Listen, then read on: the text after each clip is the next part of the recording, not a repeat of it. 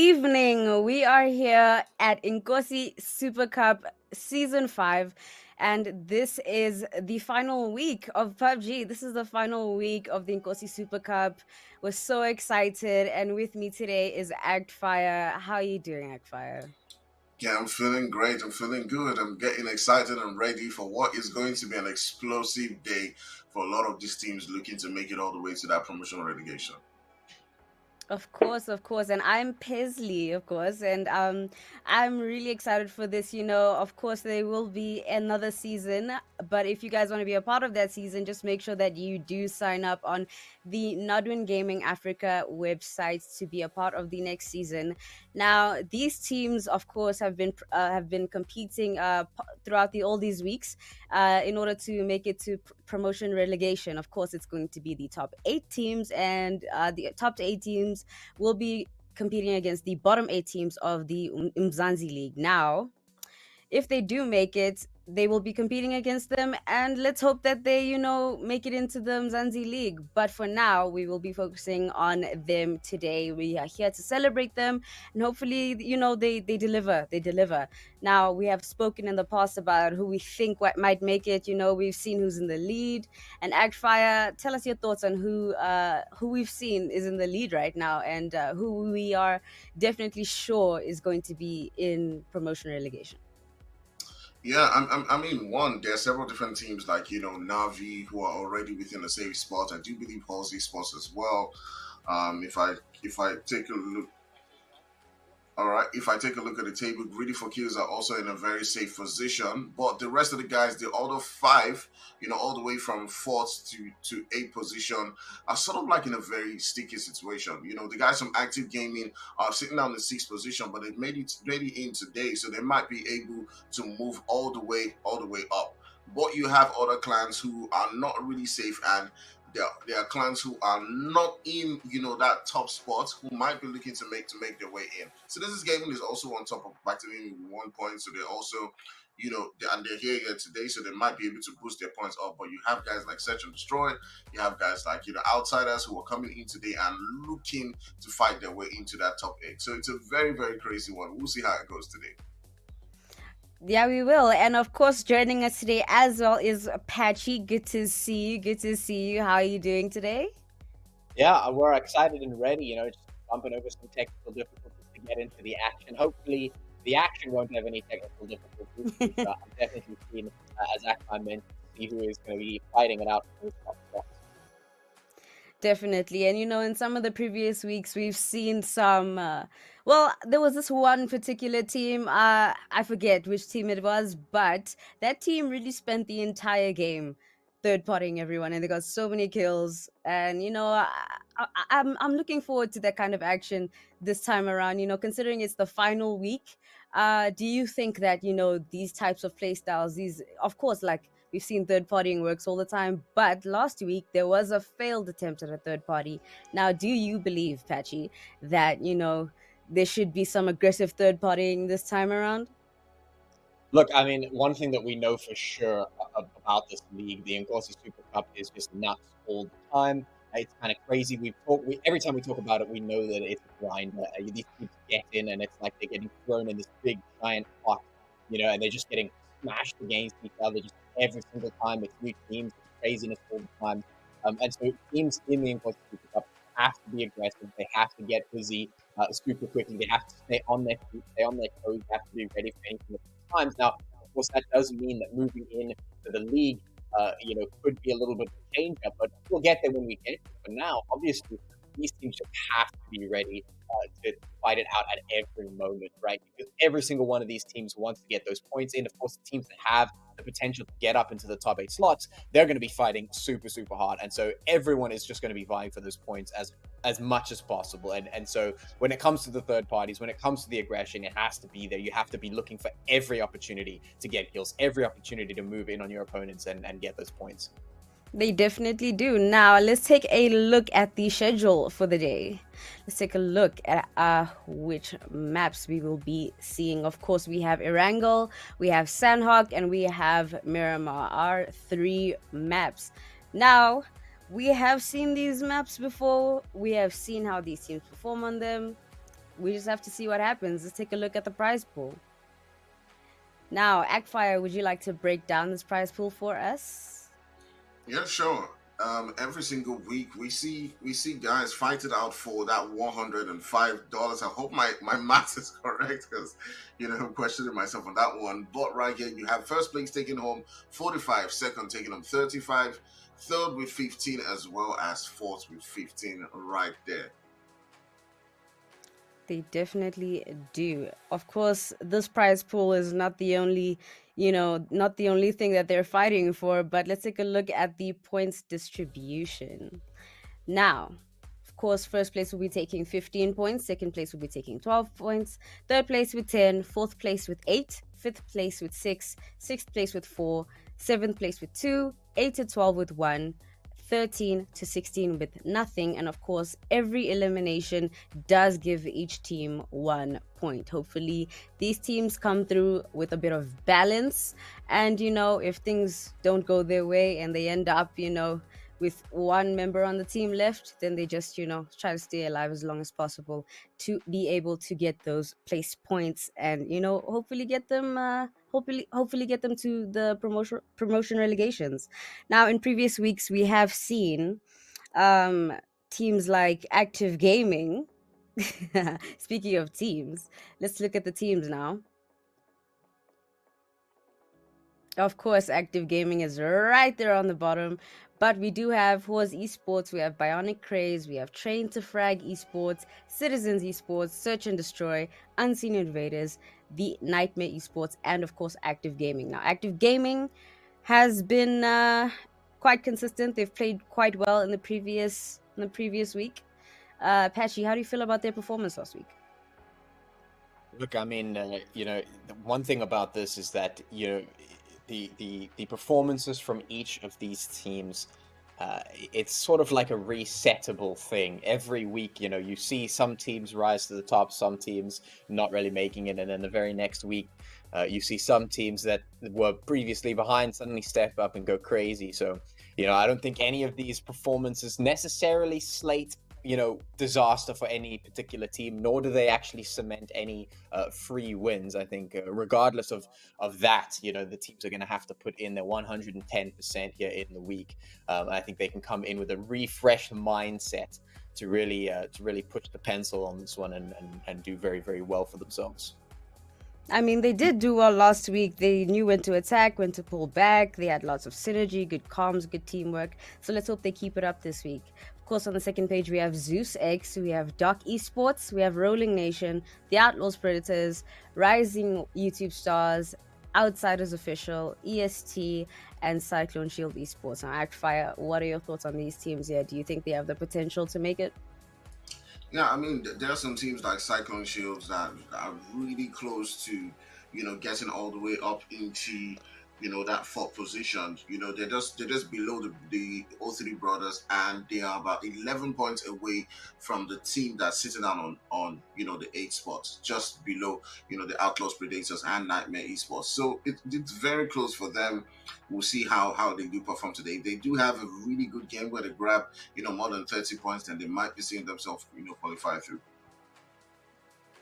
Now, Agfire, we spoke a bit about the heal strat last week. Would you use it in this final stretch through to get to promotion relegation?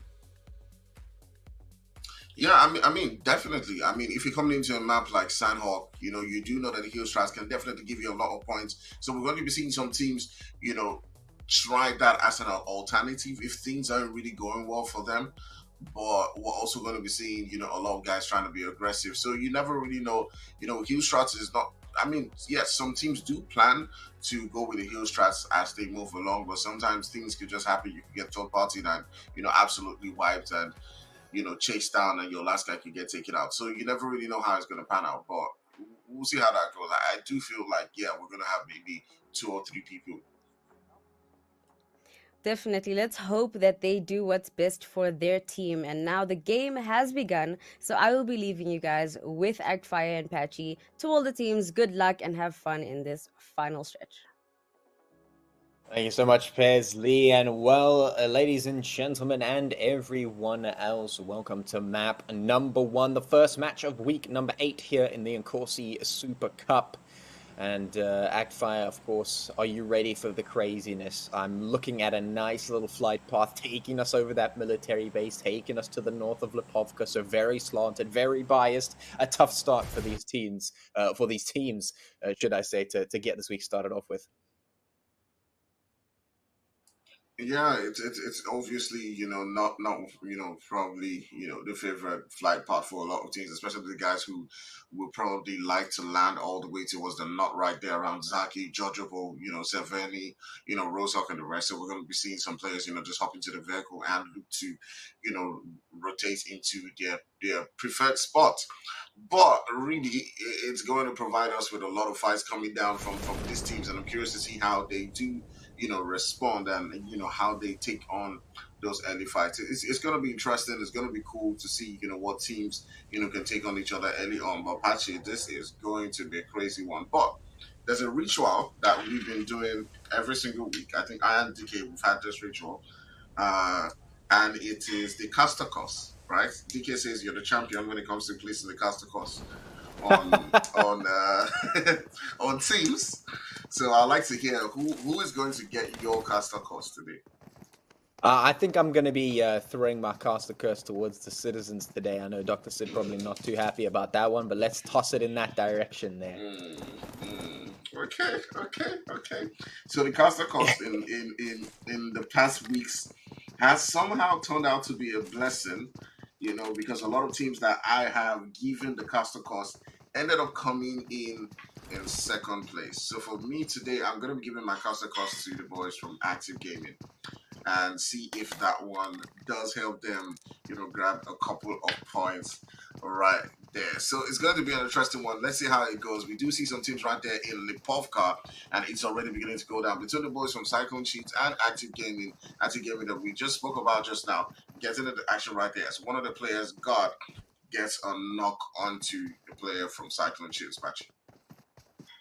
Yeah, I mean, things are going to be a little bit difficult here in terms of the flight path not giving access to a lot of the north and northwestern parts of the map. So the teams are going to be already restricted in terms of that, especially now with the zone where it is. And now, of course, Cyclone Shield, as you mentioned, going straight up into business already. PP Bison in hand of Hyzik trying to find a bit of damage and did manage to find a little bit, but the fight is starting to go off. Shotgun in the hands of Manny, trying to get something happening. Surge is going down as the push comes through up towards the staircase, but Active Gaming quite happy to defend this push. No problem for them whatsoever. They're managing to keep this one on lockdown, and now Ninja should be able to go in and assist the rest of the team. Gad does have a shotgun on the back as well as an M4, so has a decent toolkit to use here in this fight. Manny just moving around up ahead, trying to get a little bit of space here for the team. Active maybe looking to hunt this one down. They've got all of their players alive. The revive of Surge is going to mean that their numbers are looking pretty good right now. Manny still very much separated from the rest of the team, trying to hold down a building all by himself. It's going to make things difficult if Active turn their attention in that direction. Yeah, the boys from Active Gaming landing within the same spot with the boys from CLS, and it does look like they've taken out 2 players from CLS already. I'm not entirely sure about those numbers, but we still got Roach, we got Manny. I see Roach, I see Manny. I'm not sure if I see, Hyzik and the rest. So it's pretty much now a 2v4 situation, and the boys from Active Gaming are trying as much as possible to be careful not to lose any player right there. You see guards, Skinny, Surge, and Ninja trying as much as possible to make sure that they can push onto that position right there. And it's already beginning to happen as they're getting closer and closer. Ninja popping on that smoke to avoid, getting taken out from the side by another player right there who has a flank position. You can already begin to see them pushing up onto that staircase. It's not one of the easiest things. The guard does go down. But right there, you do have Ninja trying as much as possible to make that push and to provide that cover. Mandy coming in from the other side. As you can see, the boys from Active Gaming have now gotten 2 players who are down, and they're down to just the 1 player. And what looked like an easy win for them, all of a sudden, is now the boys from Active Gaming getting taken out by 2 players from CLS. Oh, what a play coming in there. Manny with the shotgun in hand, juggling it around, just throwing those shells straight into the faces of Active Gaming. And Actima, it looks like that cast of curse is doing more harm than good today on match 1 of week 8 here in the Inkosi Super Cup. Active Gaming just getting slammed back into the lobby there. And that was really unfortunate to watch. I mean, just from the beginning to the end of that entire push, it was just so many mistakes coming through there. Active Gaming not able to lock down a single player in a house there, not watching their not watching those angles, and even though they were trying to come in for the support there, not able to catch Manny. He was just sliding around there with ease, breaking some ankles and shooting some shotgun shells into faces. Yeah, it's a crazy one right there. As the voice from Active Game, pushing onto that step. It's not one of the easiest things to do, making that push right there. But Roach was able to provide a cover from another angle. They CLS boys have lost 2 players in this particular one, going up in this first game in Liverpool right here. And it does look like, things are might still be looking up for them as they've got 4 points so far. They can just look to, try and gather as much placement points as possible to continue to move up in that zone. But my goodness, a really interesting fight coming from them as they were able to hold their own in this particular game. We cannot turn our sights onto several different teams and see how they're going to perform and see if we're going to have more of this crazy action coming down here in the lobby. But my goodness, Patrick, how often do you see a 2v4 handled the way CLS just did? Not too often. I mean, you don't generally expect to see things like that happening, especially at this point in time where things become so critical, things become so important. These teams desperately trying to put the points on the board. And speaking of, I'll put that on hold for now because the push coming in for Umzansi Esports, picking up a free kill here onto Seto. No problem for them. They're just going to run straight up there, pick that up, no problem. Separated from the rest of the team, not able to put up the defense of Umzansi Esports, of course, going to be capitalizing on that. No problem. But yeah, I mean, it's exactly what you were saying. I mean, CLS doing some really nice juggling there on that front. And yeah, it's not often that you see teams dropping the ball like that at this point in the game where points become so important, and when you have a team like Active who have the numbers, they've got the tempo, everything's looking like it's going in their favor, you generally don't see the balls getting dropped like that, on the field so much. So yeah, a little bit unfortunate for Active Gaming there, but of course Dark Esports now coming in, taking Manny out there immediately here, which is utilizing their numbers advantage and pushing forward on that front. So no problem for them. Unlike Active, these guys here, Dark Esports, they're on point today. They're making sure they're covering all their bases here and pushing through with those numbers, utilizing the double peaks, utilizing the numbers against our final player from CLS, I believe, who is Roach, sitting up here, jumping up, trying to find a clutch play, trying to find some kind of flank on the side, and doing some good job of putting the points in, or the damage hits in, should I say, but he's getting flanked from all sides. He has to be careful there. He has to manage these angles, and there's just too many to watch. Not going to be able to do it. No miracle clutches for a second time coming up for CLS. No, it's going to get shut down by Dark Esports, who will easily win that fight. And this is how the fight with Active Gaming should have panned out in the first place. Yeah, exactly. It probably should have panned out like this. You did see them throw in some nades. They were covering in the buildings at several different corners. But sometimes these things do happen.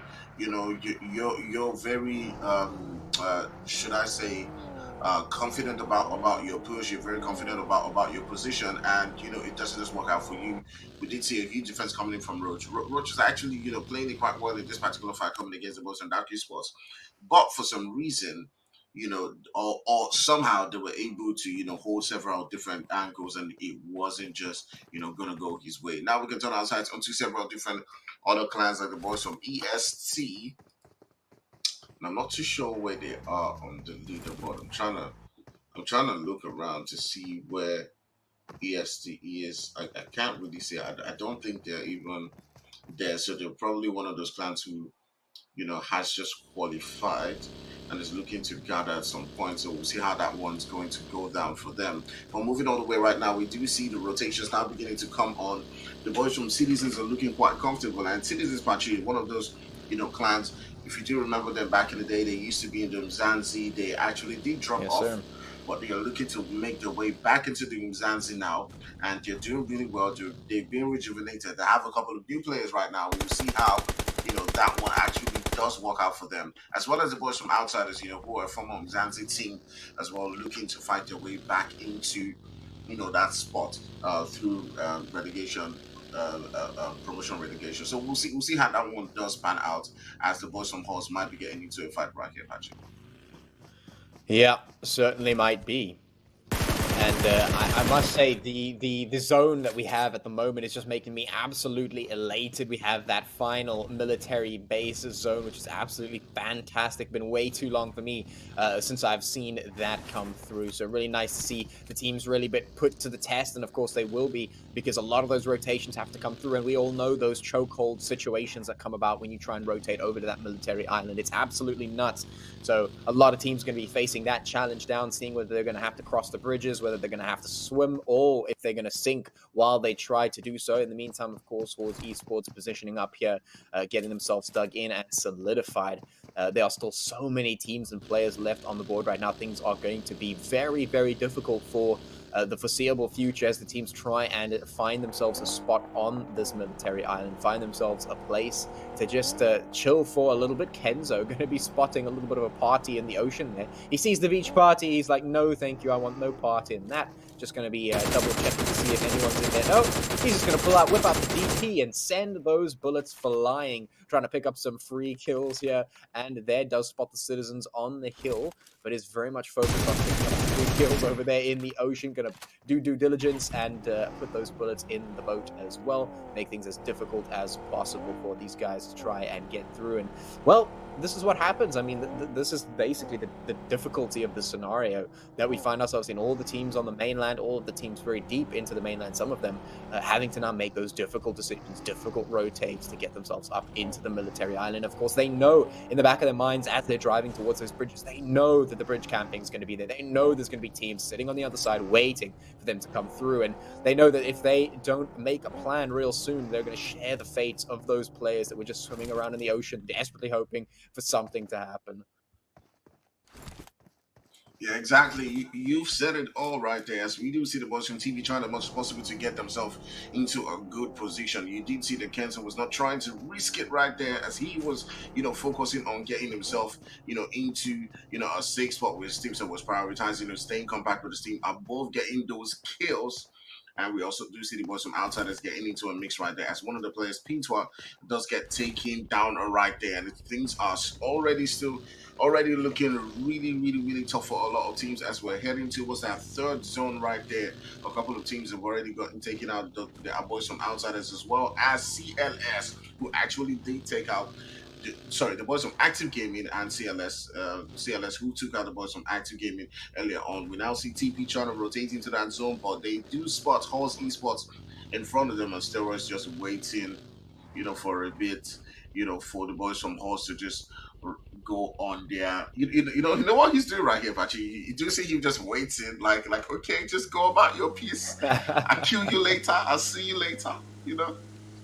Yeah, this is the pro camo tactic right there. You just, you blend in, you activate chameleon mode, and you're like, all right, you guys are over there. I'm going to stay here until you guys leave. And then, and then you make your move through. And of course, the Outlaws have done precisely that, now making their way across the bridge. They have found their moment. They've chosen it correctly. And they have successfully solved the problem of how do we get into the island and get into zone. And so now they're going to find themselves sneaking up the hill there, getting themselves a nice position. It should be pretty decent for them, all things considered, especially considering the fact that just moments ago they were wondering whether they were even going to be able to get in or not, whether the bridge camping was going to be a bit too much. But PUBG Esports did pull away and they found their moment and they took it. Now we have 14 teams left on the board, 49 players still remaining here. We've got Search and Destroy doing a pretty good job of keeping that Overwatch on point. Now, if there was ever a level of bridge camping, Search and Destroy have just found a whole nother level, because they have elevated themselves up so high above everything that they can just see everything happening on this island right now. They're just watching people come in, trying to put those pot shots through, see what's going on, get a good idea of what is happening across the map, which could be really good strategically at least, but they have to act on that information. You can't just sit with that information in your lap and do nothing with it. You got to make something happen, make sure that you don't let that go to waste. And so Search and Destroy are going to have to look for some kind of advantage. They've got a pretty decent position secured here in the zone, while the rest of the teams do try their best to fight through into it. You can see the play zone doing what it does best and claiming the lives of those unfortunate souls not quick enough to make it in to our play area.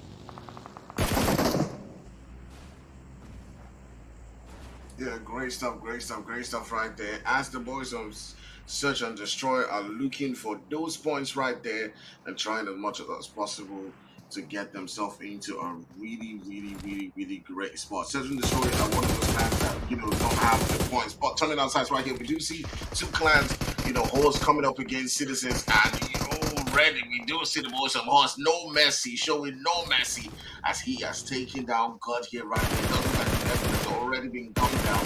Citizens Gaming is also another clan that is definitely looking to rack up those points right there, as they were currently just before this game sitting 1 point just ahead of the boys from Active Gaming, and right now they're down to just two players right there. And Inkosi Esports is really just putting in the work, doing the damage, sending on shots onto several different players right there, and looking to cause damage on this table. So hard, Spachi, they're not really. I mean, I feel like they're just playing spoiler right now. Just going around getting the kills. Just taking on several different teams. They know they're in a safe position.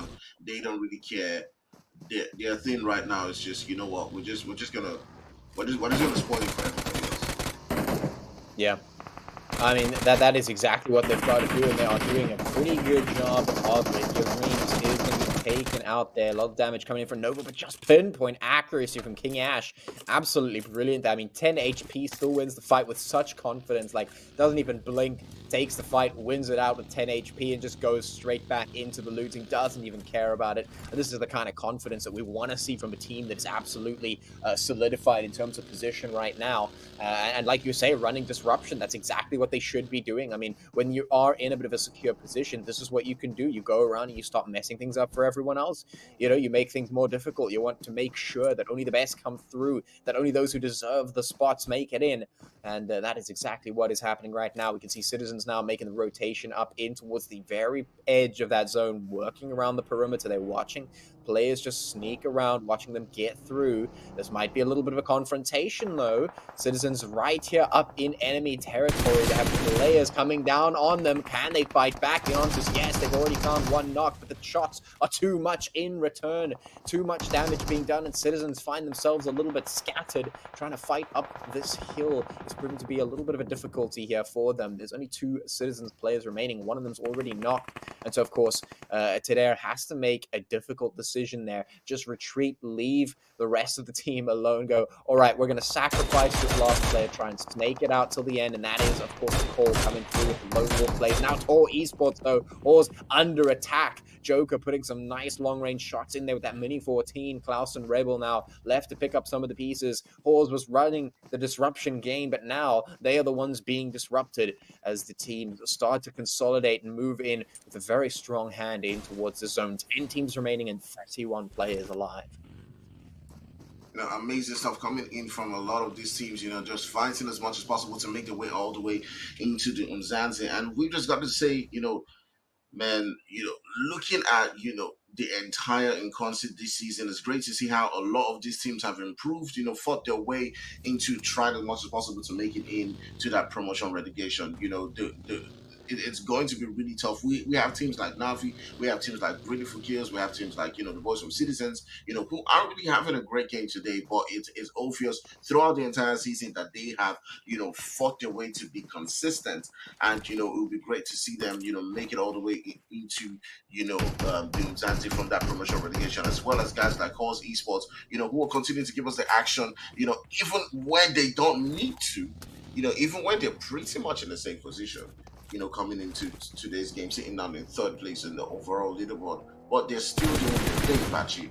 So, which teams, Pachi, are you excited to see make it all the way into the Mzansi that you think aren't just going to, come there and, just be, bystanders? They're actually going to perform when they get to the Mzansi? Yeah. Well, I mean, we're talking about Inkosi Esports right about now, and just the confidence and the gameplay that we've seen coming out from them just in this match alone. It is something to be cognizant of. I mean, when you see a team like that who knows what to do, I mean, they realize that they have to run the disruption. They realize that they don't have to go crazy in terms of, let's try hard for the kills, see if we can get the chicken dinners. They can just sacrifice themselves running that disruption game and seeing the confidence of that decision come out from them. is really, really good. That's the confidence that I want to see moving up in to the Umzansi League. And then, of course, we have to talk about Greedy for Kills. Been pretty good all season long here in the Inkosi Super Cup. Started out pretty strong for them, and they've been going pretty strong ever since. And they're still sitting up pretty highly on the leaderboard, towards position number 2, which is fantastic for them. So definitely another team that I would love to see coming in to the league and see what they have to offer, of course, because, I mean, when you're seeing teams that are able to pull off these numbers, those are the teams that you got to get excited for to see what they bring to the table in the next season.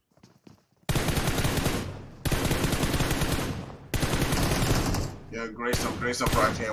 We're in this fifth zone right here. We do have 9 teams left. The boys from TP, who are currently within that top 8 spot, looking to grab themselves a couple more points to keep on boosting themselves onto that 6th spot. We do see the boys from YT just on top of them right there. They're sending in them nades, trying as much as possible to get that knock. Outsiders also putting in the work as well. You can see several different teams just getting taken out left, right, center.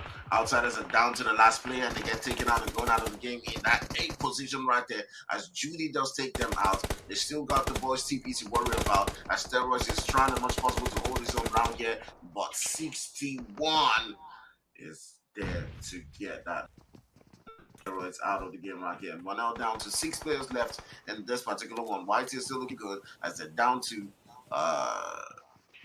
3 players. They're down. No, they still got their 4 players. They will just get that revive onto that particular one. They got the boys from TP underneath them. So, Pachi, now that we're down to the 6 last teams, who do you think is going to grab that winner chicken dinner for you? Well, right now I'm looking at YT and going, these guys have been pretty solid so far, operating in the last 2 zones, and they seem to be very much on point. I mean, we're looking at Cyrus Virus with that 14 in hand, and of course the LMG, which has just absolutely been destroying through HP bar after HP bar. Full squad coming in for YT, which is absolutely powerful, especially considering the zone that these teams are about to get into. Definitely have to look forward to seeing what YT can provide. I mean, we have Shad and Kenzo just underneath them, desperately trying to hide in this little pocket of safety that they've got, knowing that they're going to have to push out any time now, as that blue zone's about to come in. 15 seconds, 10 seconds left, should I say, coming in before they're going to have to get flushed out of this position and start fighting their way into the safety of the zone. In the meantime, Search and Destroy going off towards Esports, and, well, so far, so good for them, because they are just getting pressured from all sides. YT, of course, adding in a little bit on top of that, just sending more of those Aussie Esports players back into the lobby. Now the rotations have to come through for these teams. YT getting prepared and ready to go. They do know there are 2 players beneath them, but are they going to go for the kills here, or are they just going to make a safe rotate? No, it looks like the team there for TV are going to have to just go in, try and make a quick rotate as possible, and instantly going to get nailed down and taken out by YT. They were ready, they were prepared, but now they have to be prepared to get out of there as soon as they can. Blue zone hot on their trail. Now they have to make the smart rotate decisions. They have to make this perfect. Otherwise, any mistake could mean their downfall, could mean their doom. The Nightmare Esports trying to get out and make something happen. M4 comes out, but the HP is looking way too low. Chad gonna get taken down there. The shots coming through very, very much alive on a sliver of HP and gets taken down immediately. There, shots coming through from all angles. Now 4 teams, 10 players left in this zone. We're in zone number 6. The space is not much. There's barely any cover. The half wall here, a bit from here and there, trying to provide something. YT trying to stay alive, but Cyrus Virus gets caught out on the angle, not able to stay behind that tree. And now Search and Destroy moving up on the top of that hill, pressurizing, asserting their dominance here with this high ground, making it very difficult for YT to get out of that position. Search and Destroy trying to maintain a chokehold on this one as the other players push up the other side of the hill. 61 and Journey trying to make something happen, but the force is not as strong as Search and Destroy, so they have to make sure that they play in tandem with YT right now.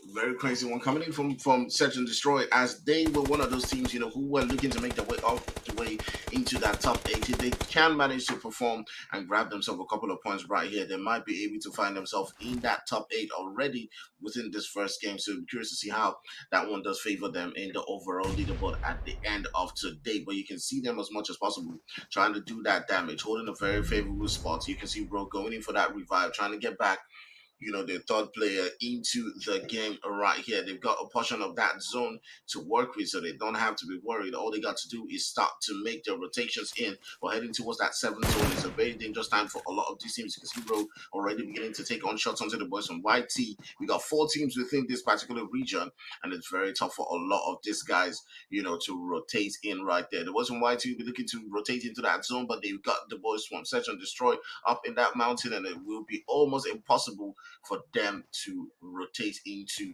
the zone from this angle. But I see them already beginning to try. Let's see how they can do it. Is either the zone takes them out, or they have to come in and face the boys from Search and Destroy. Let's see how that one goes down, Patchy. Patchy, if you were in this situation that White is in right now, what play would you make? Would you rotate towards Search and Destroy, or would you make your way to other teams? Yeah, I think the choice here is relatively simple. You don't really have much option here. You've got to consolidate the team, move as a unit, and try and pick off the weakest players possible. Maybe try and take a bite there, pick up some kills, see if you can come out on top of that one. If you feel like you get a foot in the door, just take it as soon as you can. Right now, other than that, you're not really going to be able to take down, Search and Destroy. Like I said, you have to find that foot in the door, maybe find that wolf chance, which is being looked for. Right now, the probing is happening. But is it going to be in time? Right now, YT taking a little bit of damage. They have to make something happen. And like I said, they've got to consolidate. They've got to work as a team. Bonnie, very much on the precipice here, pushing up towards Chance. This could be the mistake, or it could be the moment that things open up right now. Nightmare Esports actually now making the push as well, making absolute nightmare for YT. This is not what they wanted. This is not the opportune moment for them. They were trying to make something happen, but now they're getting shot from behind, and this is a disaster for YT. They're trying to find some way back into this. Hold off Nightmare Esports on the back line to try and bring things back under control, but with 2 players remaining, they have to go up against Search and Destroy. They don't have a chance. It's a 2v2 on this side. Dark on the other side trying to pick off on one player or another, but YT have made the decision. They have to push up against Search and Destroy. They found the foot in the door. There's the knock onto 1, but they have to find more. They can't let themselves fall out of this one. They're in a decent spot. YT been looking strong all game. Now they have to close this one out, and it might not happen. Search and Destroy pop right back up. Deepa trying to shut down their hopes and dreams. Really has to try and make something happen, try and bring things back, but it's not happening. Deepa just popping up and down too quickly, too fast. The cover's not working. Deepa perfectly positioned, but YT is not finding the same success. Really just exposed on one side or another. Cannot find the cover he's looking for. And there's the push from Deepa, just solidifying that, nailing the coffin shut. And there it is, Search and Destroy with 1 player remaining will solidify themselves into the top 3 at the very least. But now the question is Nightmare Esports going to be able to use their numbers advantage to defeat these last 2 lone wolf players? Man, absolutely, absolutely outstanding game coming in right there. And now we're in a situation where it's a 2v1v1 between the boys from Nightmare Esports, Search and Destroy. And right now, and Dark, and right now we're looking to see if the numbers actually make things a lot better, or we're going to see a strong performance coming in from the boys from Search and Destroy right there. As you can see, they're getting a knock once again and takes it to a 1v1v1. And right here, we're seeing him put in a huge performance. And can he get that other knock right there again? And you can see he's able to do it. He takes down 2 players, and all he's got to do is take down Sins and win this game match. Yeah, he does, and Sins comes up and lots of damage, the M4 in hand, and there it is. The final shots come off from Sins. He finds the damage, and he finds the win for Dark there. No problem whatsoever. Pick that up for Sins, and finding his 5th kill for that game. A decent score.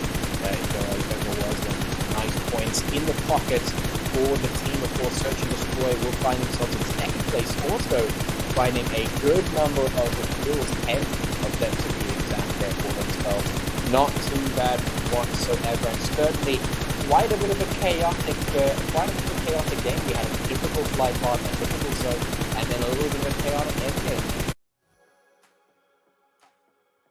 Congratulations to Dark Esports. That was a great game. I actually thought that Search and Destroy, that last member, would have taken it. However, that last member from Dark Esports really did it. They, took it home for the team. So congratulations to Dark Esports. Ashfire, what are your thoughts on the game?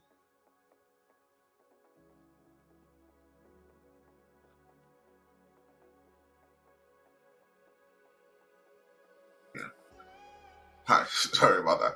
I thought that I was going to see guys like Citizens, like Active Gaming, perform a lot better in this particular game, like TP, go up on that leaderboard as well as Outsiders. But for some reason, they were able to just, bring out that game.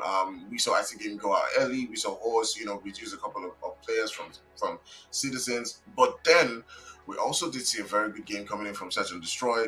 We were able to come in second right there. We did see, their last player, Defa, I'm not sure if I pronounced that well, being able to get 4 kills all on his own and, get that second place. I'm pretty sure they might be, on top of that leaderboard in that first game. So it was an interesting game to see.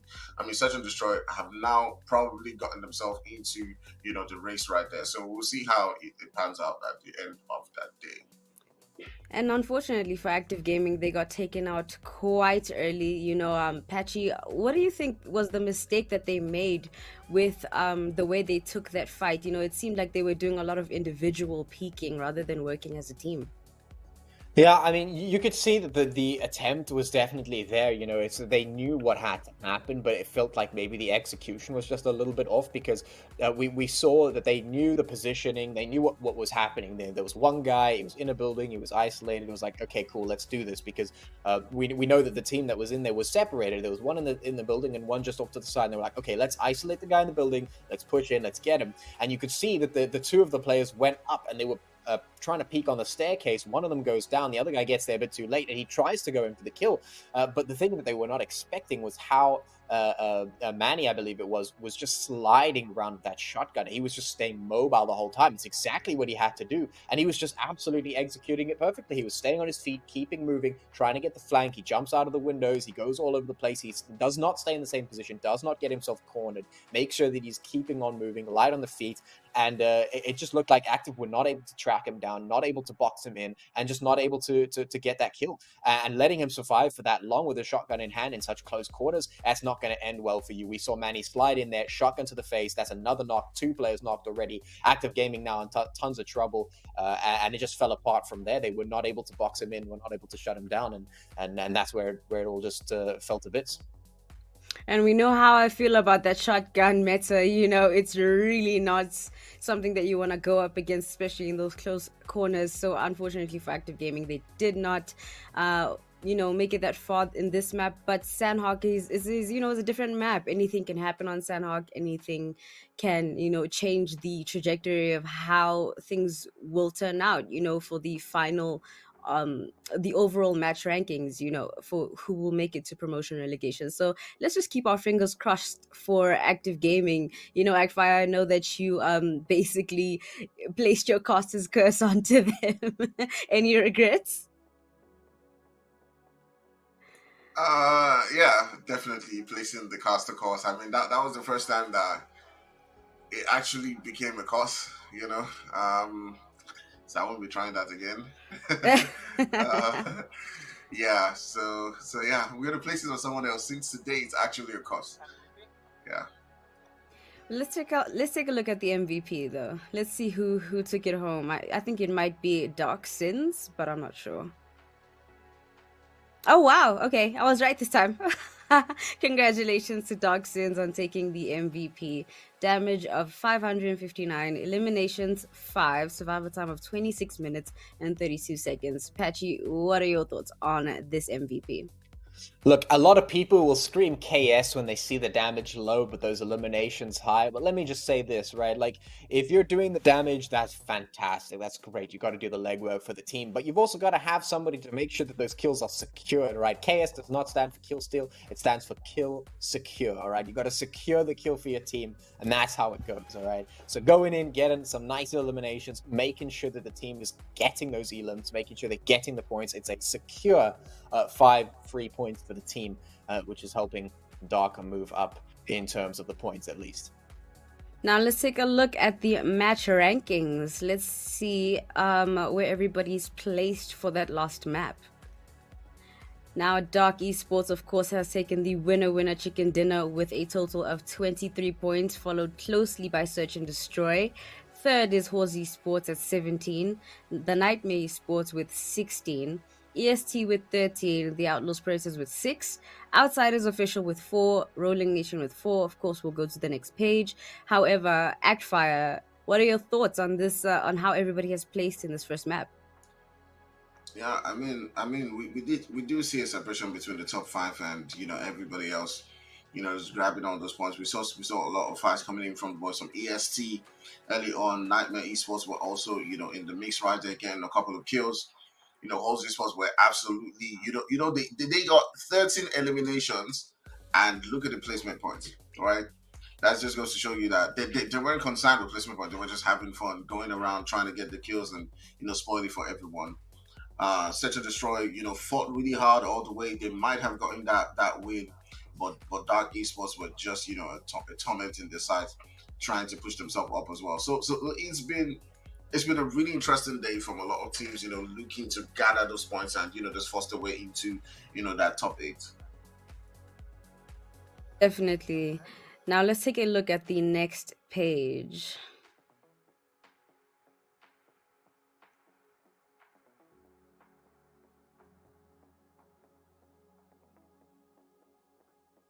So here we have the Rising YT Stars. We have Cyclone Esports, both of them having a total of 4 points. Zeus with a total of 3 points. Citizen Esports and Active Gaming with 2 points.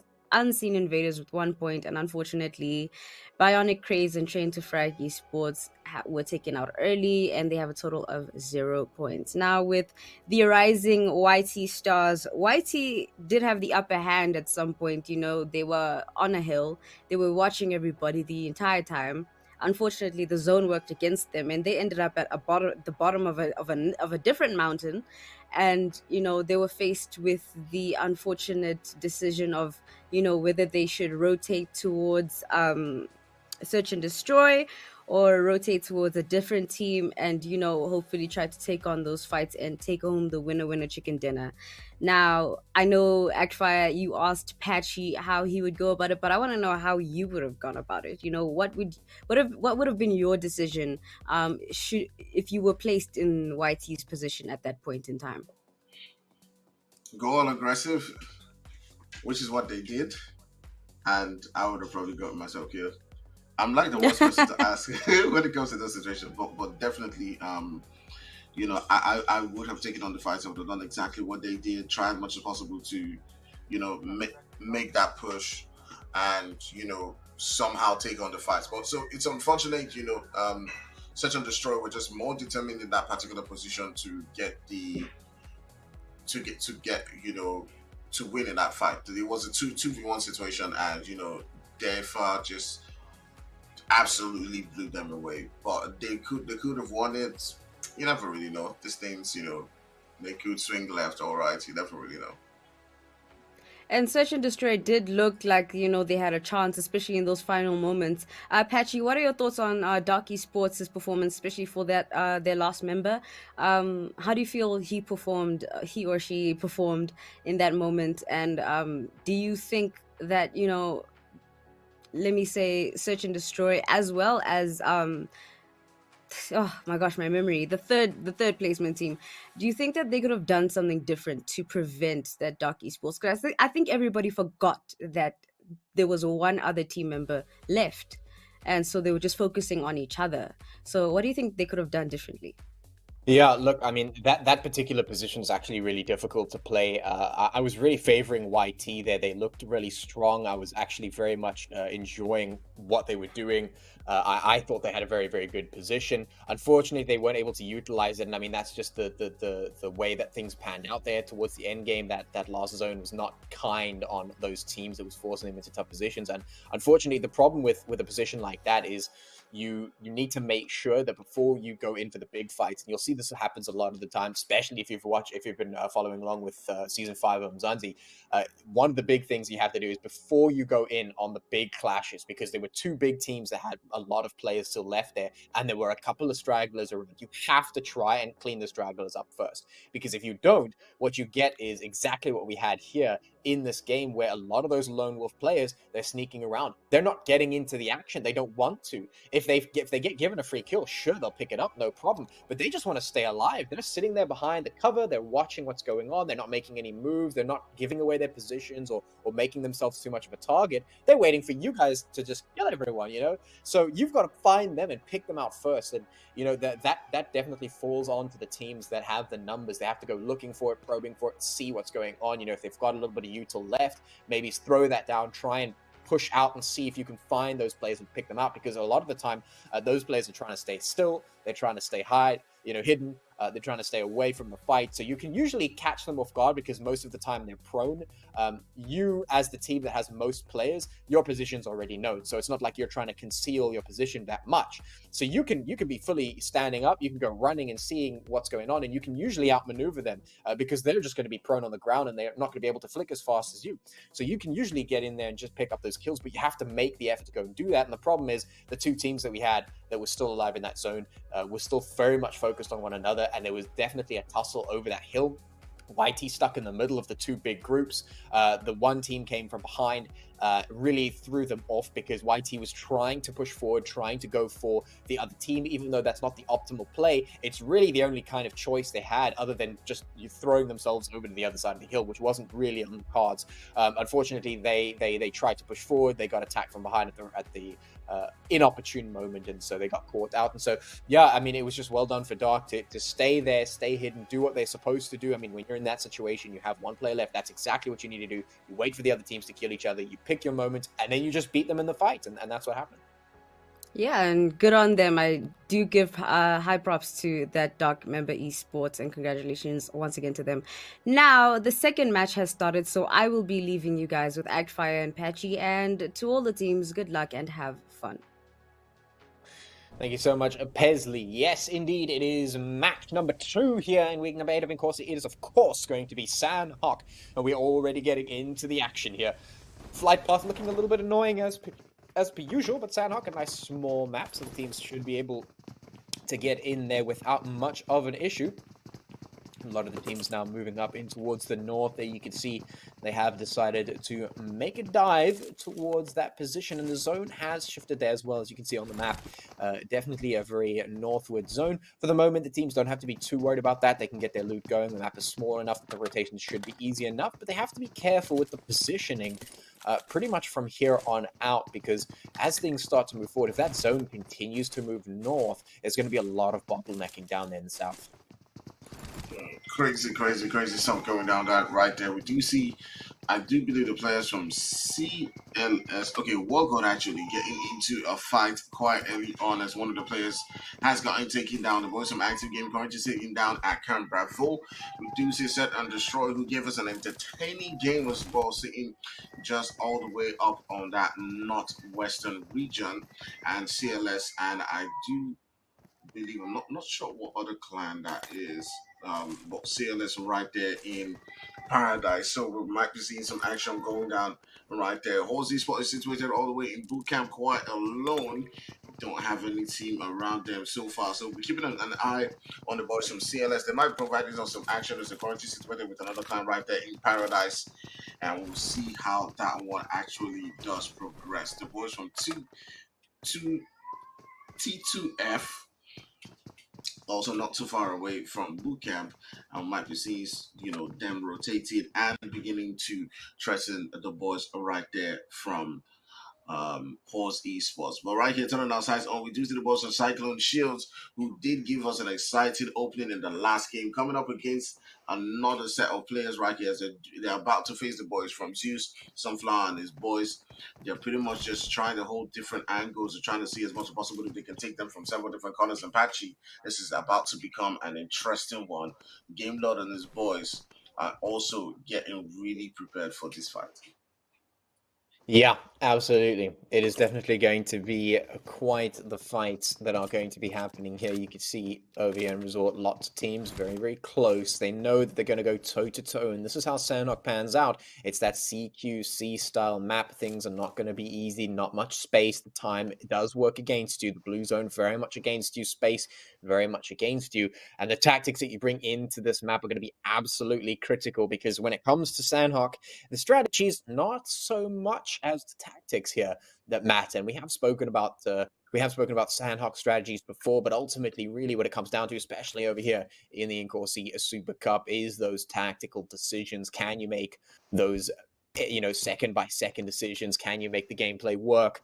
Can you outfight your opponents? And that's definitely what could be happening here any moment. The teams have at least done a very good job of making sure that the hot drops did not come through. We didn't see any super early team eliminations or anything like that. So the teams are biding their time, and they're making sure that they're not making any early mistakes, because they want these points. They absolutely need them. And honestly, for a lot of these teams, it's critical. I mean, if we take a look at on your screen, Cyclone Shield, I mean, this is a team that has the potential to move up into the top 8. They're not doing so badly right now, hovering around that 10th position, looking pretty decent, looking like they could maybe pull something off here. And they know that every opportunity to get points is going to be useful for them to try and close that gap, try and make themselves a candidate for moving up. And this is what the teams have to be focused on right now. They have to be focused on getting those points and making something happen. They can't give away anything for free. And the same is true for a lot of the other teams here. Nightmare Esports, for instance, Active Gaming, they want to make sure they do not drop out of the top 8. They want to make sure they keep their position as solid as possible.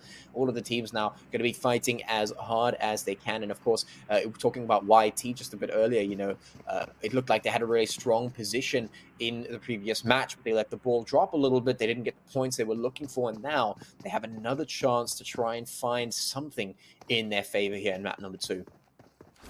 Yeah, there was some YT, having quite a good position within that last game, but somehow being able to squander it as they had several different clans on top of them, just waiting for them in that particular position. They were in a 2v1 situation coming up against the boys from Search and Destroy, but absolutely getting smacked down by the players from, Search and Destroy right there in the 2v1 situation, and sending them packing in the third place right there. All right, so turning our sights right now to this particular game. We did see the boys from Outsiders coming into a fight right here, as one of them got taken out, and we do see the boys from TP, getting into a fight right there with the boys from Outsiders as they get taken down by Snow right there. We also see some action from Citizens Gaming coming up against NSD, getting into a fight, and they have taken out I do believe, 3 players right now from that particular team. So it's craziness happening in several different corners. We'll be curious to see how this game continues to unfold and how many teams do get taken out. We're still within our first zone. We still got about 16 teams so far, which means that no team has currently gotten eliminated. A couple of players have been down here and there, but we still got all the teams in this particular game. Yeah, all the teams subsisting in one way or another. The question is, who's going to be the first to drop the ball? Who's going to be the first to get sent back into that lobby, the dreaded lobby that none of these teams really want to see all that soon, or at all for some of them, of course. This is map number 2 of 3, which means after this, there is not much of a chance left. There's only the Miramar map after this that the teams have the potential to make something happen on. And of course, we know what happens on Miramar.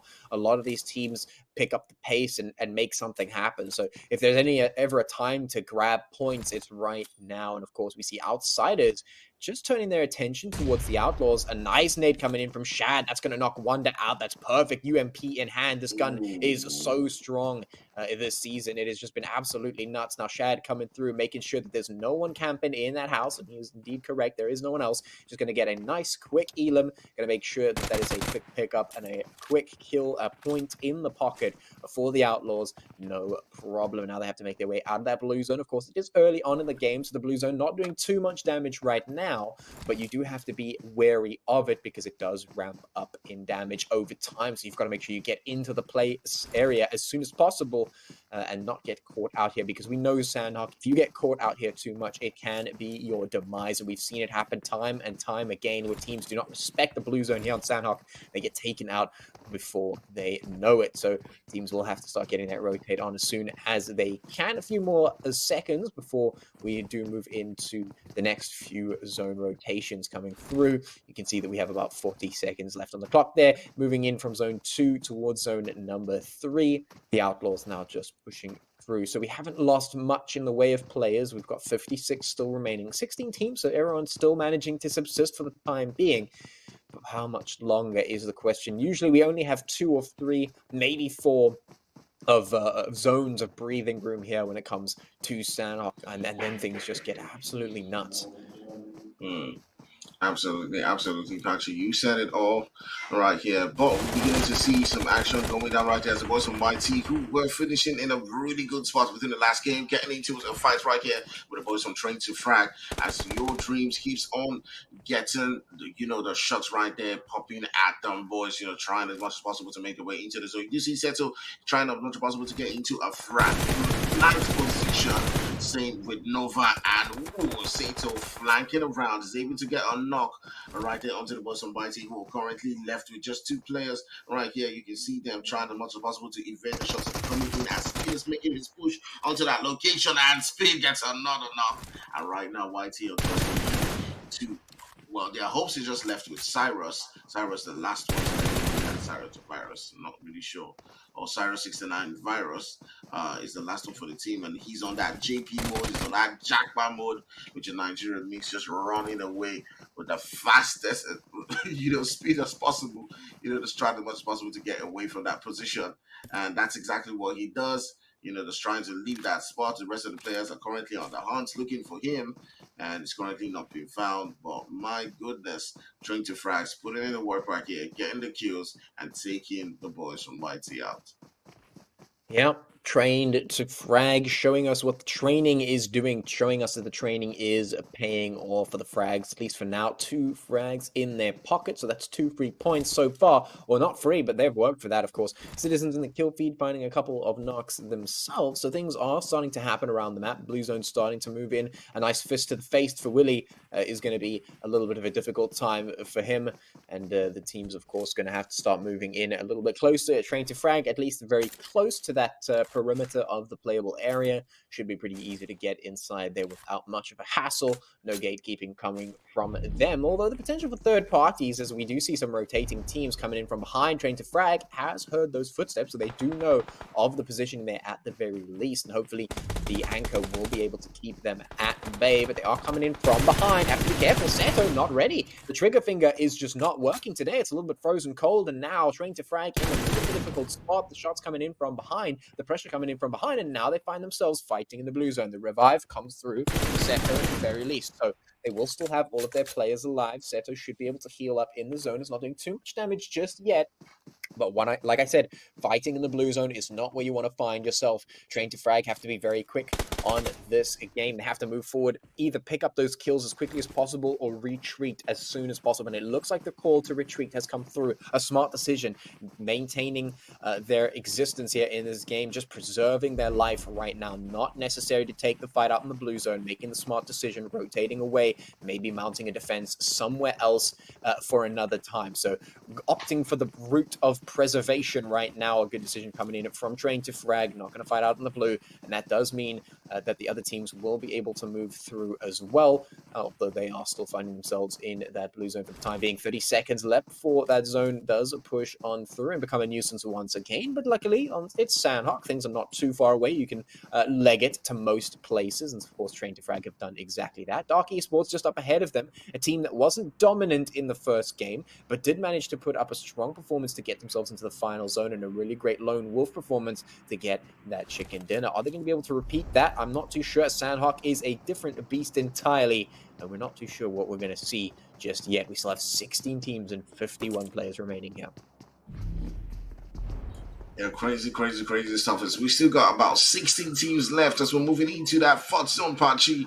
There's a whole bunch of teams, a whole lot of players looking as much as possible to make it into, this game. We do see Cyrus 69 Virus trying as much as possible to take the boys from TP sending him out. And finally, we have our first team getting sent out of the game. That is the boys from YT right there who get taken out. All the way right there on the kill for the reduced to the boys from GC coming up in a fight with the boys from Citizens, and both of them exchanging the knocks right there as 11 is currently down. And we do have one player from GC, from Apollo's team, who's currently down as well. Kumalala trying to, as much as possible to get that flag onto Apollo, trying to see if he can get a knock right there. You can see Ted's able to get that confirmation, get that finish, and it does look like the boys from Citizens might be looking to get that revive onto their player 11 who's currently getting taken down. And my goodness, some crazy stuff coming down here as the boys from Citizens have themselves 4 kills. They're trying as much as possible to hold things down right here as there's several teams within this region. You also have the boys from Search and Destroy who were just not off them.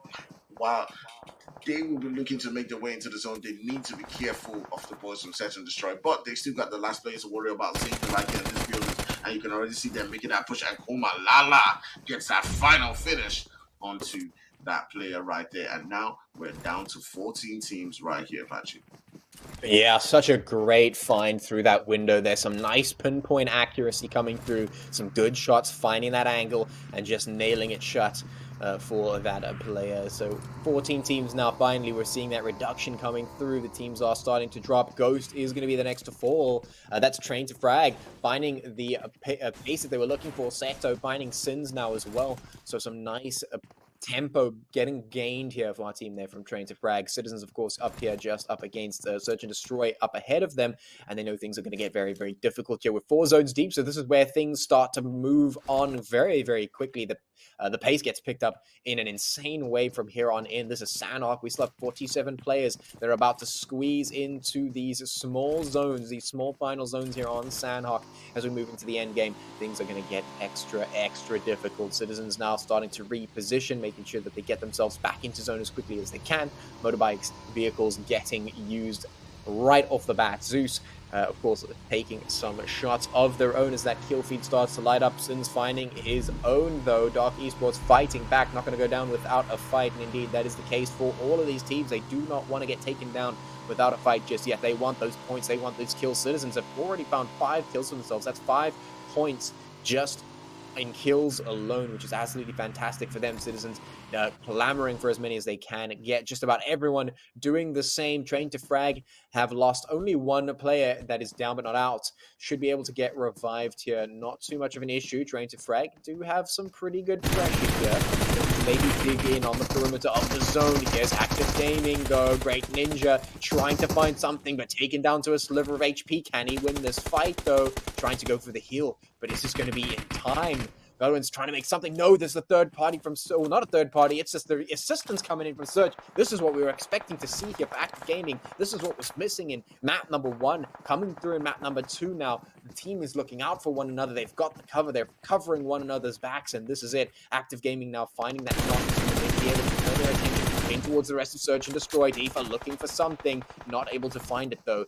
Active Gaming just managing to sneak behind that cover and stay alive for the time being. These are the fights we were looking for. Dark losing so many players here. Train to Frag doing what they do best and fragging out nice and easy for themselves here. Search and Destroy training their attention towards Active Gaming, but can they take him down is the question. No, surviving on a sliver of HP, and now these fights are starting to get interesting.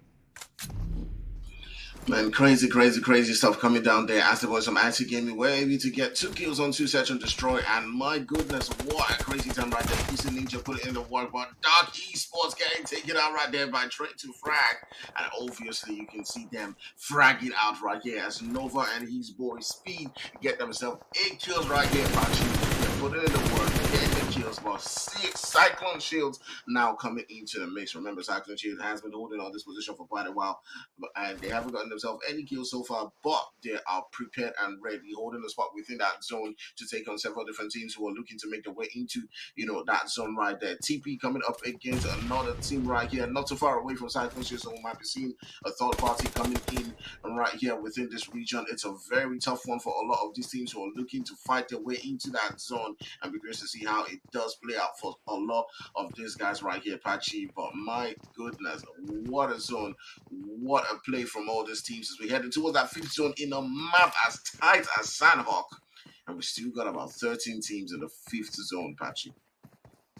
Yeah, Indeed, we do. We still have 13 teams in the 5th zone moving in now towards the 6th in just a matter of seconds, and things are not going to get any easier for these teams. Manny finding some shots in towards Steroids. Steroids does get taken down. It's Sunflower that nails in the coffin, though. Outlawed is now defending the push coming through. Is it enough, though? No. Third parties, too many angles to watch, too much damage to consider. Snow, low on HP, has the bullets in the magazine, but no one to shoot at, and no HP to subsist. The Blues are now forcing them out of position, forcing them out of cover. The heals have to come through, but are they going to be in time? Just barely. Snow finding that heal up. He's going to be able to get the res on the team, but is it too little, too late as the rest of the teams come on in an absolute wave of onslaught in towards Horse Esports, trying to defend the outskirts of this position before they move in towards the zone.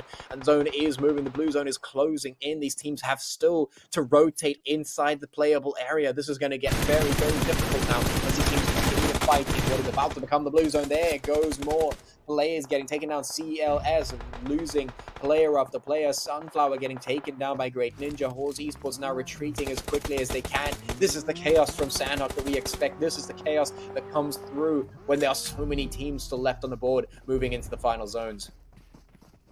Man, absolutely crazy stuff coming down right here. As you can already begin to see several different players already beginning to drop down right there. The Playzone taking out one of the players from CLS as well as Active Gaming. And right here, we do have the boys from Citizens who still got a full squad. They've got 6 kills to the name so far. Absolutely coming in this particular lobby and trying to send on shots to several different teams right here. You can see the boys from Aussie Sports also taking on shots onto the boys from Active Gaming. But Citizens coming up against the boys from Outsiders. 2 teams who are looking to get themselves, into a good spot within that zone. The Citizens, have a bit of that zone. You can see 11 holding it down, turning the sights onto the boys from Active Gaming around him. There's also the boys from Horse Esports. He's just taking a look at several different players who are looking to make their way in, but Toxic and his boys are just right there, very close to them. It'll be curious to see how this one actually does play out. We're down to 7 teams. We're heading towards that 7th zone. It is a very, very tough one for a lot of these guys, but let's see how it continues to play. Apache, how and who is going to grab this winner chicken dinner? It's looking like the boys from Citizens are going to take this one home as Horse Esports pushes up onto them, but let's see how it goes. I mean, Horse Esports looking really great. They're taking down the players. Ninja going down, Surge going down, Active Gaming not finding what they were looking for in this particular one. Looks like Horse Esports pretty strong in this game. They've got a great position in the middle of the zone, though. They're going to have to try and defend it the best they can as the rest of the teams try and vie for those same positions. Citizens also not in a bad position here. They do have some control of the zone, some decent cover to utilize, though, but can they utilize it is the question. There go the Molotovs, there go the utilities. Very nicely used with the third party comes in. Malala has to move in as quickly as he can. He cannot waste a second. Desperately trying to duck for that tower. Will be able to make it. Very low on HP. The shots come through. He does manage to have the kill. Perfectly played. Just bobbing and weaving, ducking beneath cover just in the nick of time, staying alive. Here come the heals. Should be able to stay alive as long as he can. All's Esports now trying to push in, but Citizens Gaming, they are still alive for the time being. Oh, look at this nade getting prepped by Yanish. Is he going to be able to land it? If he does, it might just be the end of Malala. No, lots of damage done, though, but not taking it down. He still has the HP, about half left. Citizens reconciling their position here, getting those HPs back up. There's 11, getting the res in on the team. Yanish trying to turn his attention over towards Horse Esports, but the UMP can't shoot through rocks. Doesn't matter how strong the gun is this patch, it is not going to shoot through those boulders. Milana now turning his attention towards Horse Esports as well. Rebel taking quite a bit of damage, but now it is the rest of Horse Esports versus the Citizens. These two teams both have a very strong position on that overall leaderboard, and they have a lot to fight for here. But who's going to take the win is the question. Citizens are pretty decent job of recomposing their position. Oh, look at that damage onto Ash, but it's not enough. Gets instantly traded out, and now Rebel going to push on through. He might have the tempo here. Can he see the rest of Citizens? Indeed he will, and that's just it. Nails in the coffin. Not going to happen for Citizens. They're going to get taken out, and Horse Esports will take that chicken dinner, and quite a few kills in the pocket, too. That's 10 kills for themselves, 11 actually for Horse Esports, and well, it looks like Citizens have done a pretty decent job of picking up those kills for themselves as well. 10 for them. Very well done from these two teams, and certainly a very chaotic match coming in to Sanhok.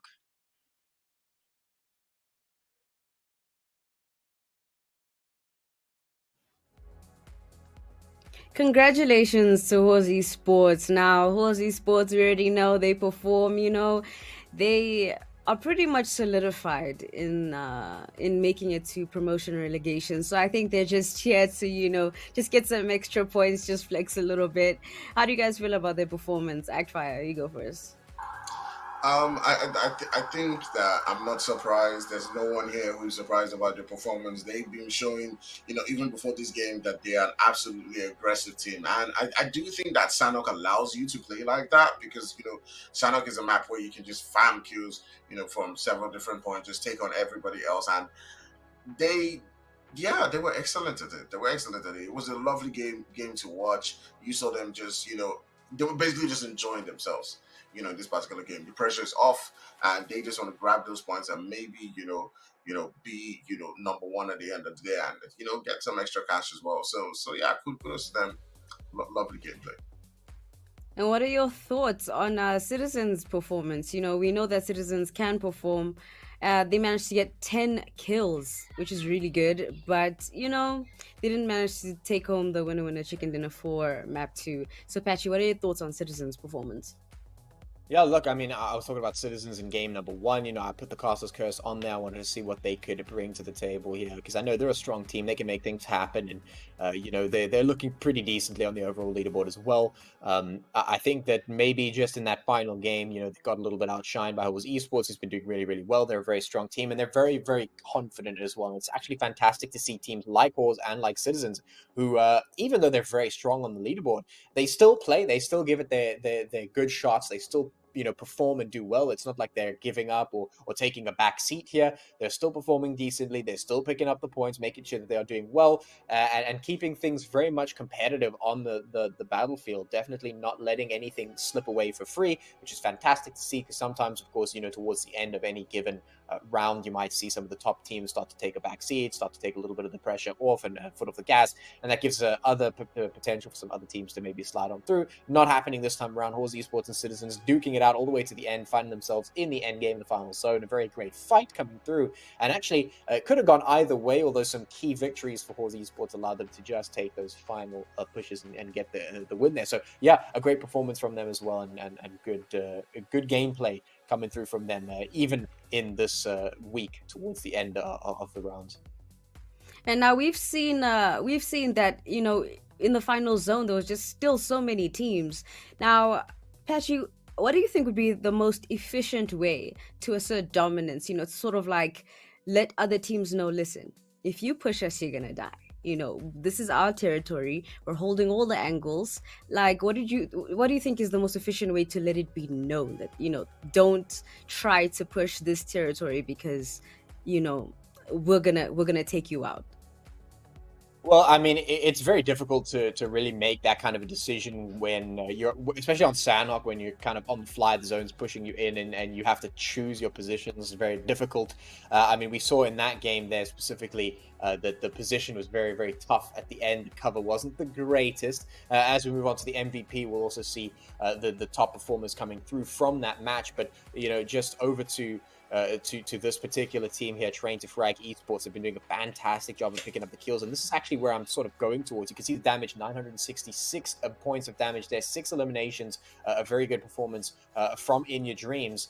And this is really how you make other teams scared of you. Is you pick up the kills, you do the damage, right? If you can dig in, that's also great. I mean, the one way to really ward players and teams from pushing into your position is taking control of a really good area, digging into it, and making sure that you don't let anything slip through the cracks. You might still get some teams that want to, take a chance, get through a little bit aggressive, get crazy. But generally speaking, if you find a good spot to dig in and you make sure that the perimeter is covered, that you've covered the ground, then you should be good to go. One of the things that you don't want to do is get yourself stuck in a corner and get your whole team stuck in one single room of a house, because that's nade potential out the wazoo, and you definitely don't want your whole team to get sent back to the lobby with a single nade. So definitely, if you find an area, you take control of it, you push out, maybe split 2-2, find a little bit of perimeter defense there, find the defensible areas, just to make sure that the teams coming past know that you're there, shoot them when they drive past, get those picks, put the warding pressure on, should be good to go. But in a situation like that, especially on Sanhok, it's very, very difficult to do when you're thrown a curveball, like, for instance, that end game. It would be difficult to do, but you know what? They managed to frag out and do what they needed to do. But congratulations to In Your Dreams for this MVP with his 966 damage. This is a lot of damage, to be honest. It's not the highest we've seen, but he did what he needed to do for his team, even though his team did not get the winner chicken dinner. Actfire, what are your thoughts on your favorite team, Active Gaming? How did they perform this game? I mean, they finished in 6 spots. They got themselves 6 kills. It was very tough because the boys from Aussie Sports, were just absolutely amazing. It did to the part where they were trying to rotate into that zone, and they just lost 2 players. Immediately, getting taken out, getting stumped in that particular moment, and it was just so quick. The boys from Oz were just taking out several different teams trying to rotate into that zone. So I guess it was a bit unfortunate for them that a team was just popping off within the zone like that. So it happens. We'll see how they do in the final game that has a bit more space. Now let's take a look at the match rankings. Let's see how everybody's sitting, if everyone's sitting nice and pretty after that Sanhok match. So of course, Halsey Sports 6, the winner chicken dinner with a total of 26 points, followed closely by Citizens Esports. And they're followed closely by Train to Frag Esports. Rolling Nation with 13 total points, Search and Destroy with 10, Active Gaming with 10, Cyclone Esports with 5, the Outlaws Predators with 5. Moving on to the next page. I mean, the eliminations, Halsey Sports is a very balanced team. I like that, they were able to balance out their eliminations with their place points as well. Citizens also with the same energy over there. It's different for a team like, let's say, Rolling Nation. They have 10 place points, but of course, weren't able to balance that out with the elimination. We've spoken about being able to balance getting the kills and also surviving long enough to get the placement points. So hopefully, some of the teams have listened to the caster's advice, especially when Patchy, when you were speaking about it a few weeks back about how important it is to, remain consistent and balanced, enable like for the team to be balanced to get, the same type of eliminations along with placement points. So what are your thoughts on Rolling Nation? We haven't really seen much of them.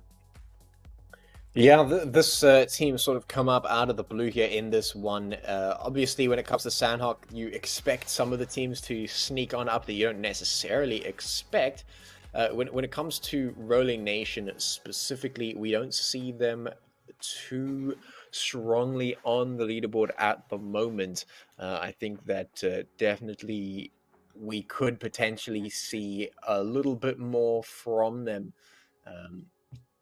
Terms of what they can bring, but ultimately, I mean, it is as you say, you want to be able to bring a balance of the two scores to make sure that you get the best chance of moving up the leaderboard. You can see Train to Frag actually one example of that not happening, where you don't have the greatest in terms of placement points, but Train to Frag doing exactly what their name suggests, fragging out and moving themselves very high up that leaderboard just in the way of frags.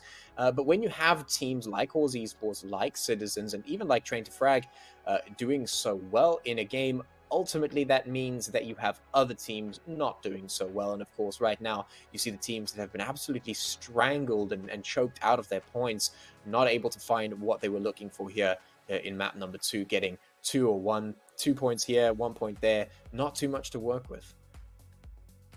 Yeah, especially with the Rising YT Stars. This game was not their game at all. In the previous match, everybody sort of like felt it like, oh, they have a pretty good chance. Their positioning is right, and then they sort of got griefed by the zone. So Agfire, the performance this time around for Rising YT Stars, what do you think went wrong this time around? I think sometimes you get really, should I say, confident with an Arango game, and you forget like how aggressive a Sanhok game can be. But remember, one thing that we've seen throughout the entire Inkosi is that things change very fast. You have one team winning this particular match and they're not able to pop off in the next one. Sometimes that's happened because of, how talented and how great the lobby is. All of these teams are champions on their own. It's very difficult to make it onto the spot. So matches can just turn on itself, from one game to the next, and you see a team, who came first in the last game, finishing in last place, all down to just one mistake, one bad decision. Well, hopefully they make some better decisions. Patchy, which teams do you think had the best strategy in this game that just passed on Sanhok? Look, I mean, when it comes to Sanhok, I was talking about strategy. There is definitely strategy that you can employ on Sanhok, but it's not something that we see all too often, especially not at this point in time.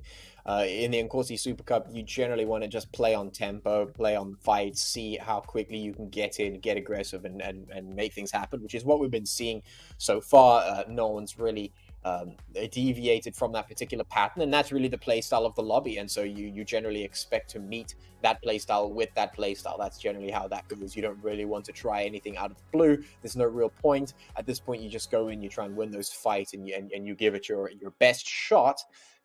Moving on into the Umzansi, I'm sure we'll start to see a lot of the strategy coming through, or at least be forced out of some of these teams if they don't have any when it comes to Sanhok, because things definitely do change up. The terrain does change up when you move through into that particular league. So when it comes to which teams, I think we'll have to bring that out. I mean, obviously we're looking towards teams like, for instance, Navi or Greedy for Kills or Inkosi Esports, Citizens Active. The teams that we're most likely expecting to make it into the promotion, relegation, or match. Those are the teams that we want to see bringing out some sort of strategy, or at the very least planning something if they don't have it already, planning out how they're going to make approaches for the game.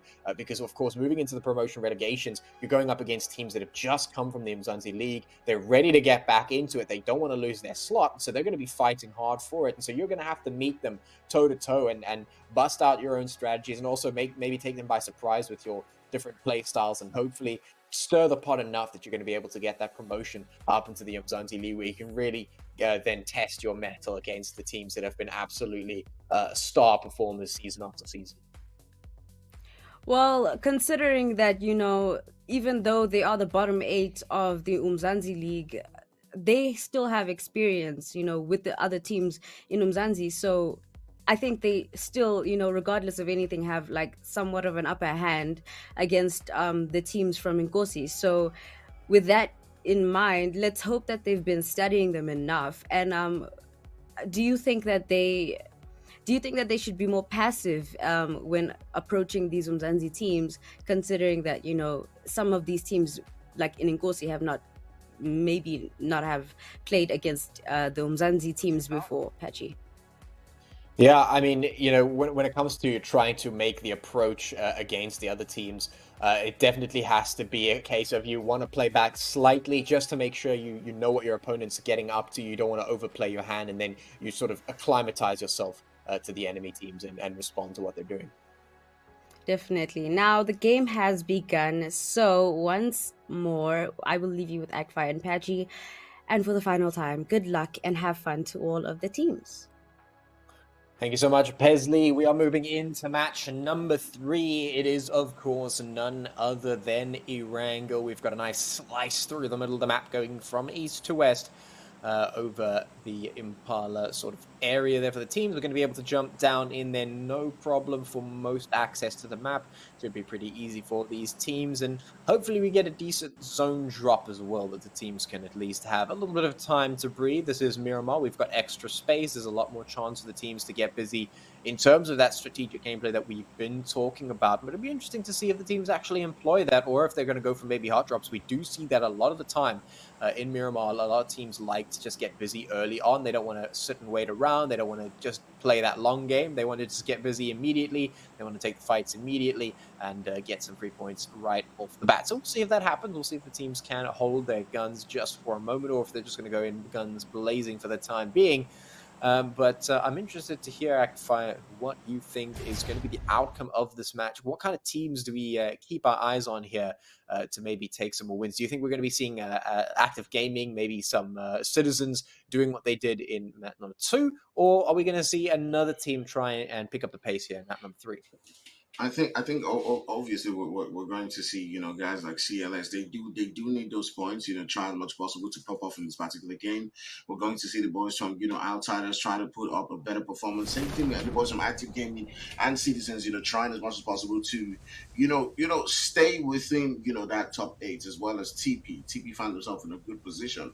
So we're going to see some early fights coming down right here. We do see Active Gaming landing, on a team right now. CLS is also not too far from away from a team, so we might be seeing some action going down, between those two regions, some early action right there. So we'll keep an eye on those and see how it actually does happen. We do see YT Stars. Rising Stars coming up against the boys from CLS as Danny Brown gets into that position right there. We do see Habibi holding up. Ooh, both parties throwing each other, projections right there. But Danny Brown coming in with the knock right there onto Habibi OP and is able to take him down right there and is going in for that confirmation. And the boys from CLS who have lost one player right here, also being able to take out one of the guys from YC Rising Stars as they are in a serious fight. So it's all down to this moment right here for these guys to try as much as possible to get the knocks, to take each other out, and continue to grab those points if they do want to qualify right here into that promotion relegation. And this is exactly what guys like CLS are fighting for. Active Gaming, of course, we're in a safe position in 6th place, but because of how teams like Search and Destroy are fighting, they need to continue to rack in those points to make sure that they, of course, qualify at the end of the day. So let's see how it goes. Yep, let us see how it goes right here. Active Gaming, of course, just scouting out, making sure they get those elims, securing a rival there with a quick tap over there. Itachi actually getting taken down, the Great Ninja finding some nice shots there. We've got Active Gaming just taking some opportunity to move around here, potentially find some free kills there. Great Ninja pushing through. This could be another one for free, and it is the UMP doing so much damage as usual. The easy kills coming through for Active Gaming. They've already pocketed 3 points here in the beginning of Miramar, which bodes very well for them. Definitely a team that, as we've mentioned time and time again here today, have solidified their position on that leaderboard, but continue to perform, continue to play, and do well.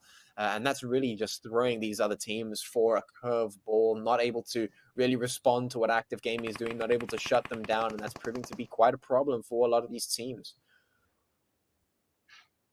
Yeah, definitely. The boys from Active Gaming looking to grab themselves a couple of kills right there, continue to boost themselves up on that leaderboard, not taking any chances, as you do have several different guys like, the boys from Citizens, like CLS, fighting all the way to make their way into a great spot right here. You also got the boys from Outsiders, but taking a look on ground right here, we do have the boys from YT, trying as much as possible to wait for that position to take on the boys from CLS. And this is where things now begin to get really dangerous for CLS, because if they do not, take on fights like this, if they cannot, get out of this position quite well, it might prove to be the end of their race right here the in Inkosi right here, and they might not be able to get into that promotional relegation. And they fought really hard throughout the entire season, so it's great for them to be able to move up onto the next stage.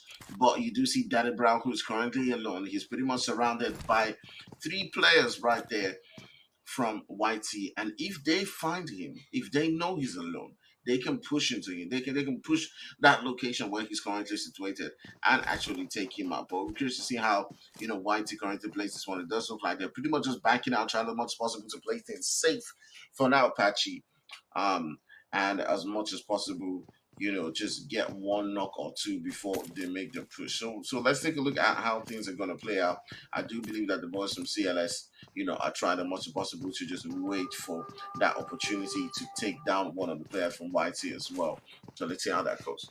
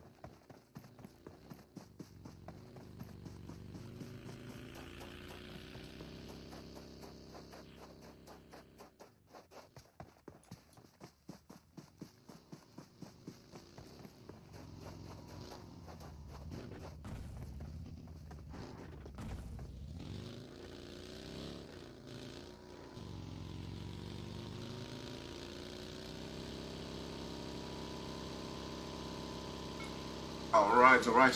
Yes, Patchy, just like you said about some TLS, just hopping into the vehicles and trying as much as possible to get into that zone. We still got about 14 teams. We've seen some early action going down here as, teams are already beginning to get into the fight right there. But I do believe there's a player from, you know, YT who's just behind CLS, but they both just decide, you know what, we're just gonna get out of that particular one and just continue on our journey.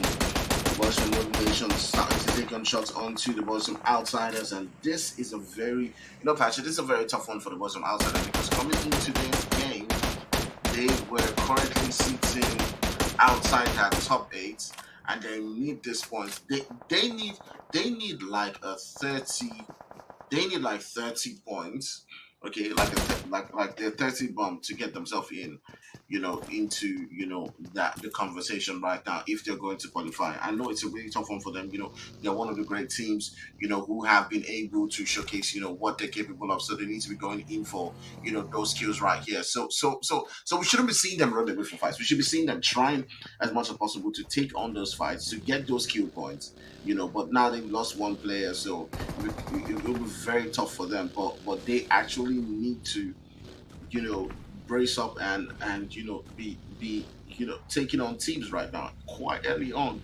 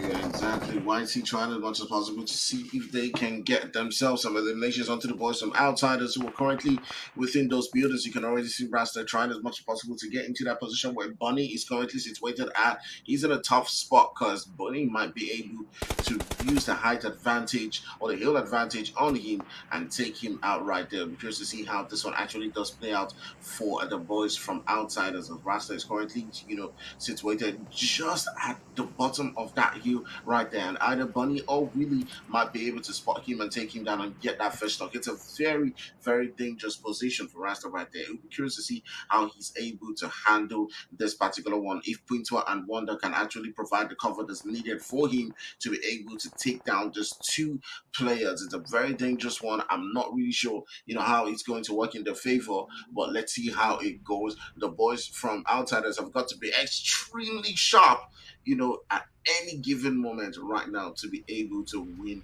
this fight. It's down to slim margins. You can see Bunny just being very reluctant to make that push right there.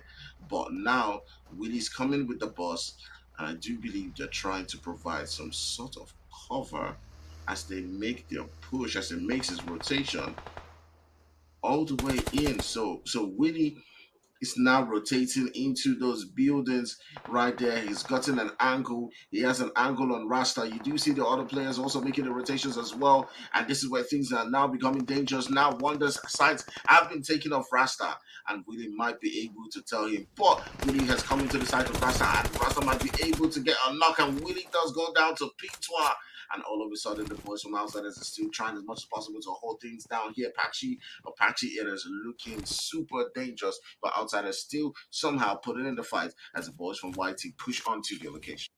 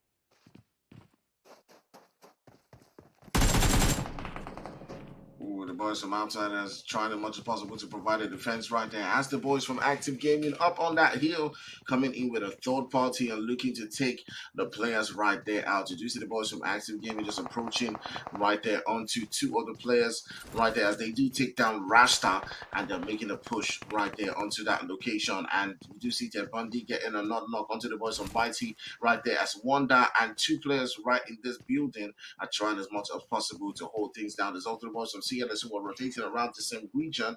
I'm curious to see how this one actually does work out. Outsiders are down to the one player. YT as well are down to just two, and it might be mutual annihilation for these teams as several different teams have already come around this same spot. You do have the boys from Seek, Search and Destroy. Seek Row getting taken down there as well. CLS also just taking a look at this from a distance, and Patchy, it does seem like this position has attracted a whole bunch of teams to come in now and look to farm in those third party kills from a distance. We're just in the third zone, but we've already gotten 3 teams taken out, and potentially it's looking like two teams might get taken out right here in this spot again as well.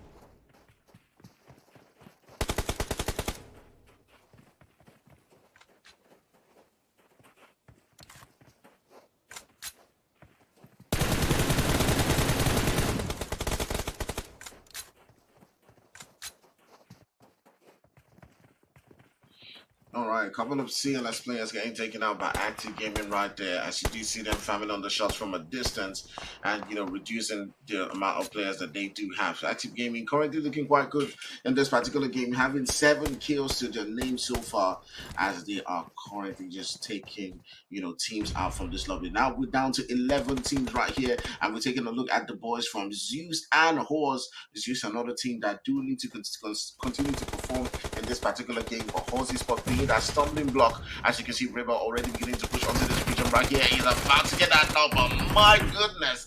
Game Lord OP trying to keep them in this particular game as he takes down one player. He takes down 2. Turns his hand onto Klaus. And my goodness, Horsey Sports, who are looking quite good in this particular push right now. And just down to 2 players. It is down to No Messi right here. And Sunflower and Game Lord have got to fight their way in and keep them in this particular game. Patchy, you can see the determination coming in from these players right here as they are fighting to keep themselves within the Inkosi right here. No one into that promotion relegation.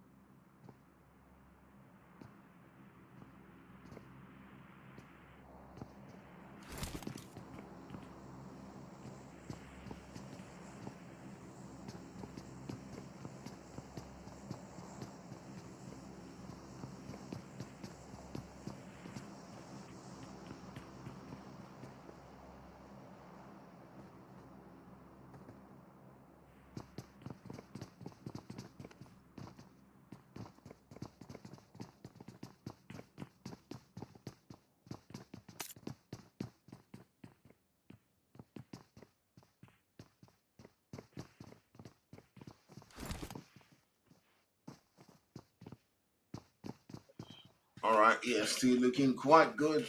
All right, here they still got a couple of points so far. They're down to ninth place, or actually, they're not looking quite good as they are trying as much as possible to rotate into that zone. They got the boys from Active Gaming all the way, not of them, and they also got Wonder from Outsiders. They're currently searching for Wonder, who has been hiding. Trying as much as possible to be quiet, and yes, right there, Storm finds him, takes him down, but my goodness, Skinny does get a knock onto one of the players right there from YT, and it is looking absolutely dangerous for them.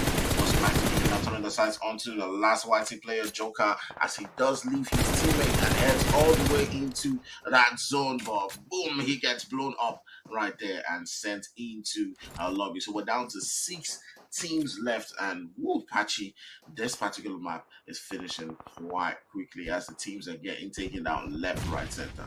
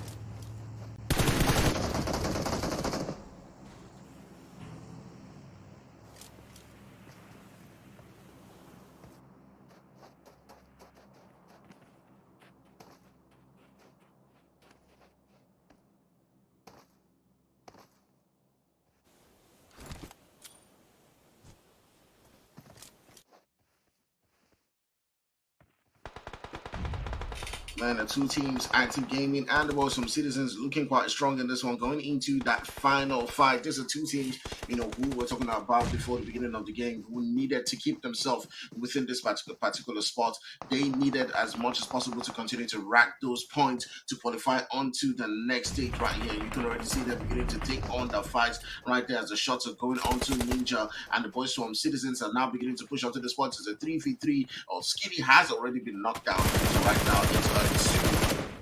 Oh, you can just see that now coming in from there. Right now, the boys are might giving it down to the last player, the down to just great Ninja, and Ninja has got to try and this game as God currently does go down. And Citizens are looking like they can actually take this game home. They've got themselves 4 kills in this particular one, and they do seal that game through.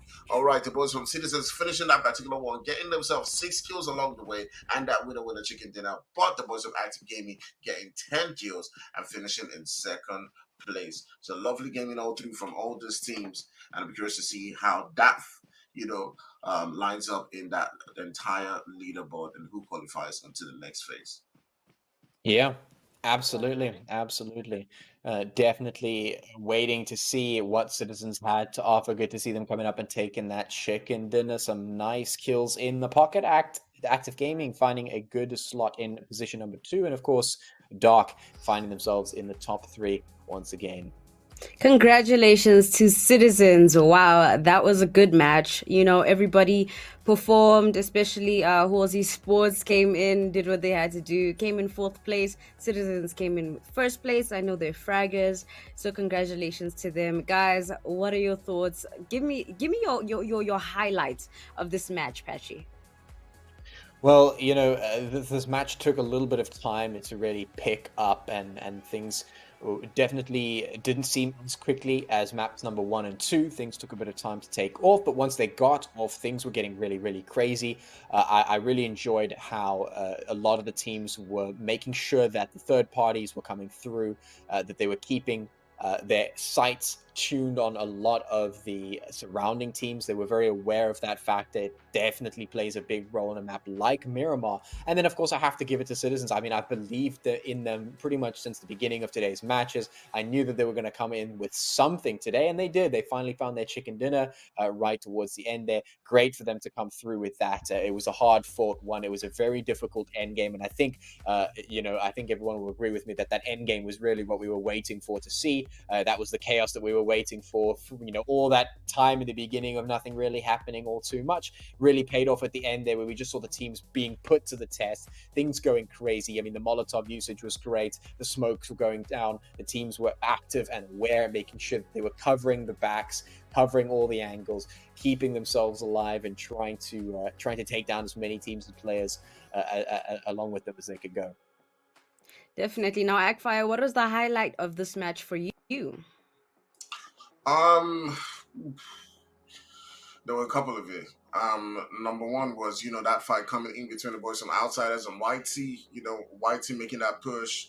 And I did think that they were going to win easily, but there was some great defense coming in from the boys from Outsiders. And then Active Gaming, of course, coming in with a third party and getting a couple of kills, taking on so many different teams around them. So for me, that was the moment that things began to get really interesting.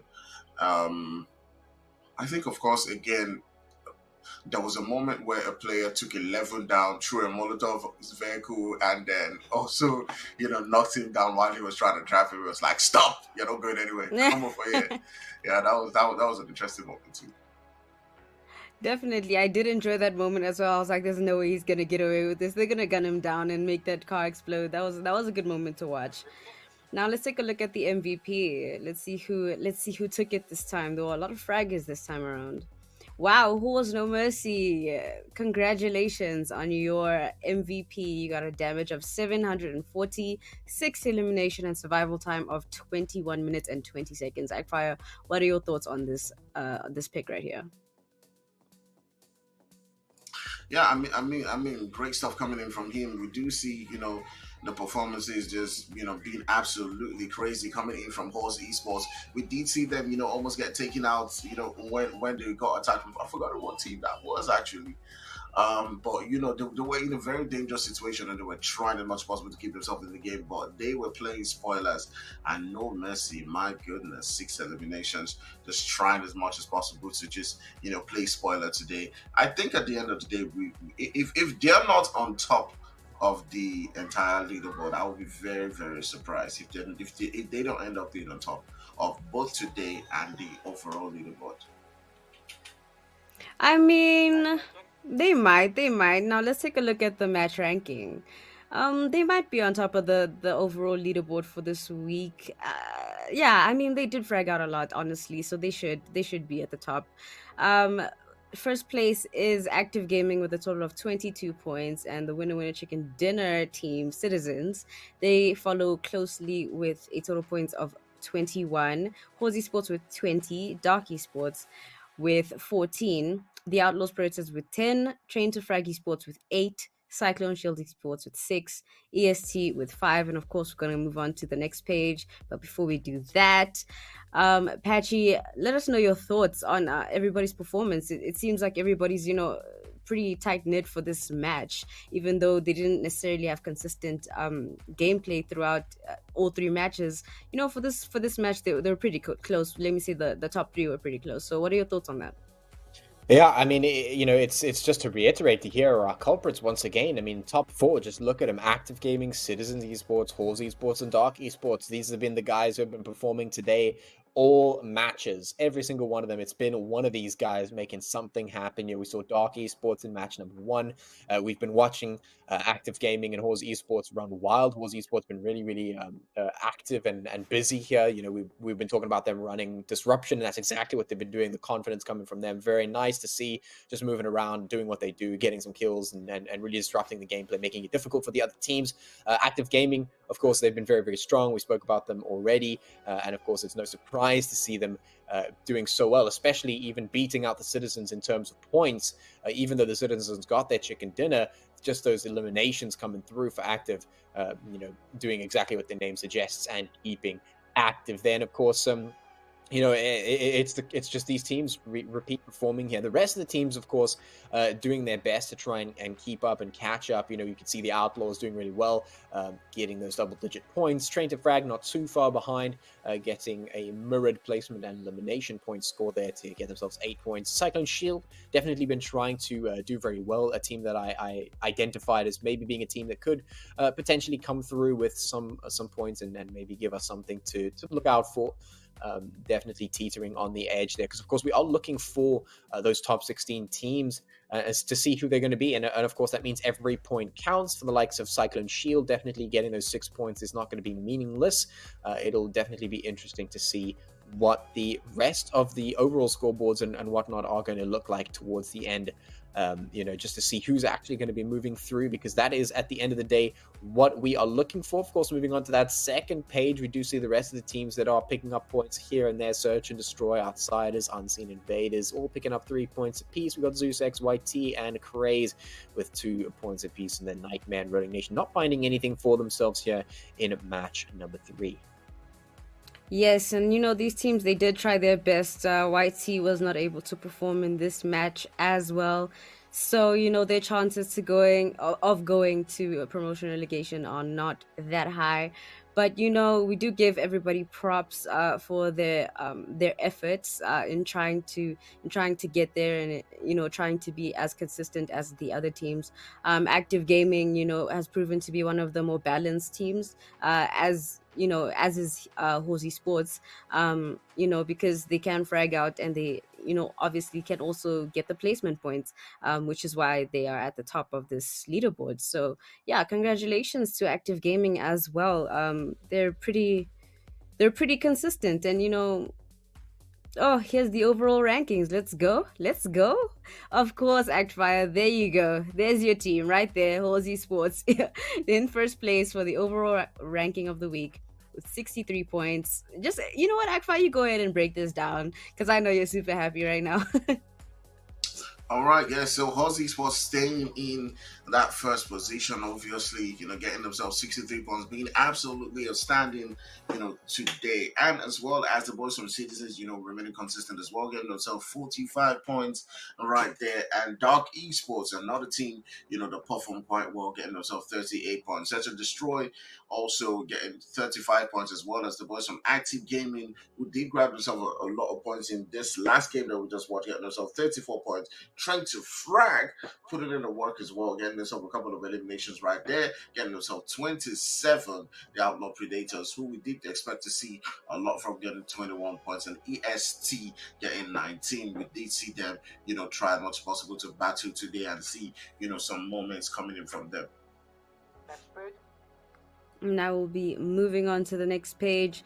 There is a huge difference in the total points from Citizens and Horsey Sports, and that's really, really scary. But sorry, continue, Akfire. Go ahead.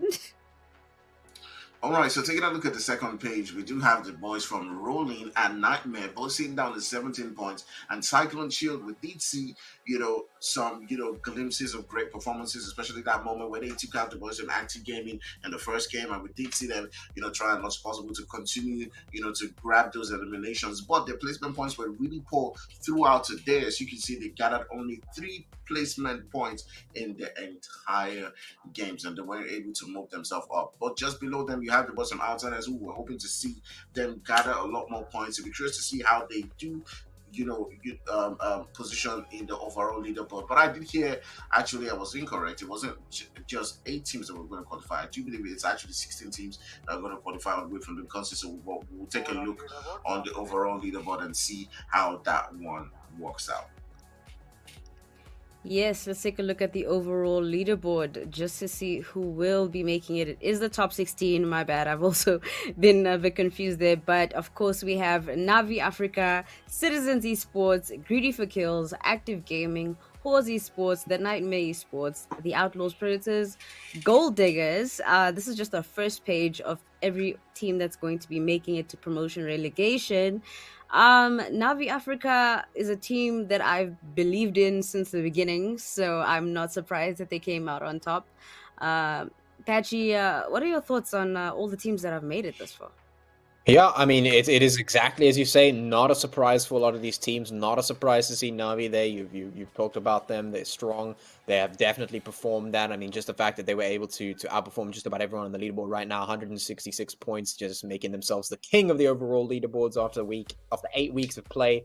Very, very impressive. Of course, Citizens, definitely a team that I've been watching and definitely keen to see. I pointed them out. I was waiting for them to do some crazy things. They did find a chicken dinner, at least in today's games. And finding themselves second position on that leaderboard. Greedy for Kills, of course, we did see them very, very active in the beginning of the season, and certainly they've been quite consistent throughout of it, making themselves third position. Active Gaming, I mean, Horse Esports, Nightmare Esports, Outlaws, we've been seeing them today doing pretty decently, getting those points, continuing to move themselves up. They've been performing really well week after week, and I mean, that they've been rewarded for that performance. We knew they were possible, but we knew it was possible for them. They were capable of this, and they've definitely proved that to be true. And of course, this is only the top 8, which means these players that you see right here on your screen will be going through. Of course, now we're going to move on to the second page as soon as it is available for us to see who are the next 8 teams who are going to be finding themselves in the promotion relegation or series. And definitely, I don't think that list will be all too surprising either. There it comes from 9 to 16. Of course, Search and Destroy coming in there in the 9th position with equal points to Cyclone Shield, 91 apiece. Zeus X following them with 78 in 11th position. 03 Brothers in 12 with 77. Alt Magicians in 13 with 73. Cryptics in 14 with 69. Horse Esports 15 with 63. And the Full Somalia Boys with 49 points in 16. So there we go. We've got the top 16 teams, and it's actually not too crazy to see the likes of Horse Esports making it through at the very least. And of course, teams like Cyclone Shield that we've been waiting for. I was talking about them as a potential team that if they put enough points on the board, they will be able to solidify the position, and they've done exactly that, finding themselves in that top 16 and moving through to the promotion relegational series. Yeah, congratulations to all of the teams, all 16 teams that have made it. Cryptics, especially because Cryptics, I'm pretty sure, has only played once or twice, like maybe one or 2 weeks of the Inkosi Super Cup, and have made it to promotion relegation. So they've really just come in, played a couple games, and were like, okay, yeah, we're gonna make it, and then they just didn't come back. So how do you think they will perform, Akfai, if you do remember their performance? Because we all know, I think everybody kind of knows that Cryptics is a really good team. So Akfai, how do you feel they'll perform in Umzansi? I think I'm not really sure about how it pans out. But I think that the top 8 teams have a better chance of making it in. There's a way it's structured such that the top 8 teams have an easier path towards qualifying than 8 to 16. So if that was their plan, then they're definitely making it harder for themselves, to qualify from the promotion relegations. So obviously it's going to be a difficult one for them. We'll see how that one actually does play out. When the promotion relegations do start, it's going to be really interesting to see how these teams, do perform. We can't really tell. We can't really know right now because no matter how great you performed, you have to show consistency. It's not about how you perform one week. Guys like Horse Sports, Citizens, Greedy for Chaos, they're not there because they did it 1 or 2 weeks. They're there because they did it every single week or a couple of weeks, and they were able to always consistently show themselves when they qualified. So yeah. Well, we'll see that consistency on the 19th and the 20th of August, which will be our promotion relegation playoffs. It'll be a spectacle, I would say, because I'm very excited to see Navi Africa play again. I'm also excited to see the likes of Greedy for Kills. They are, a team that likes to frag. I think their most kills in a single game, might have been somewhere between 13 and 19. I don't remember, but do you think that they are the ones who are most likely, if they were to take a spot, if there was a team to take a spot from an Umzansi team, do you think that it would be Greedy for Kills, Patchy? That's actually a very difficult question because, I mean, we're looking at teams that have been performing really ecstatically. I mean, we're talking about the likes of Navi, Greedy for Kills is up there on that list, and of course Citizens. And, you have to remember that Citizens have been in the Umzansi League as well, if I'm not mistaken. We have seen them around, that they know what's going on. They are capable. They've proven themselves as much. We've seen them fight really, really hard in the Inkosi Super Cup here. They've gotten into the top slots. I mean, they're sitting up there in top 3, which is fantastic. Which means they're in the mindset of, let's get back into this league, let's give it 100%, and let's go back into this and fight for that spot. And so you can see that it is in their sights. It is definitely in their sights. They want that really, really strongly. And so, I mean, we talk about any teams that could potentially, be the one to take a slot and go back up into the Umzansi. I mean, it could be any of those teams, and you could see that they are definitely hungry for it. They're definitely ready for it. And I think we will see that when the promotion relegational series comes around, we will see how strongly they want that.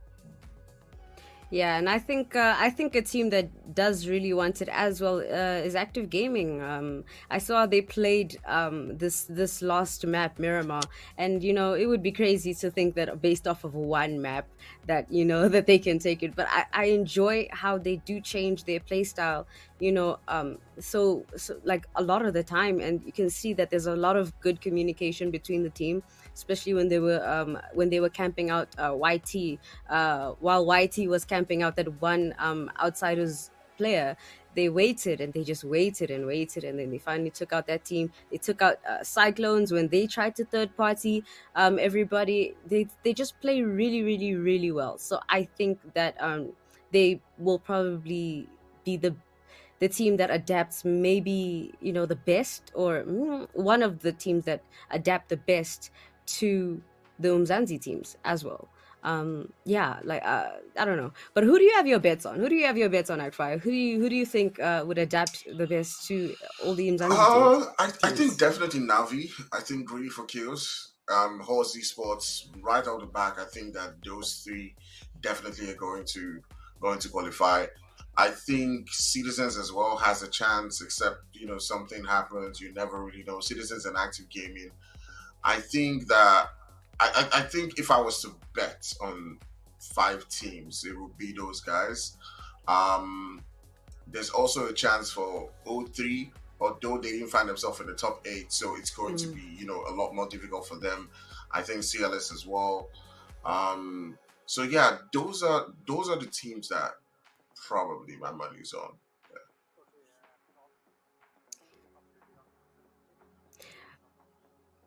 Well, there has been a bit of a technical issue, so the top 16s will be updated on the socials, just so you guys know.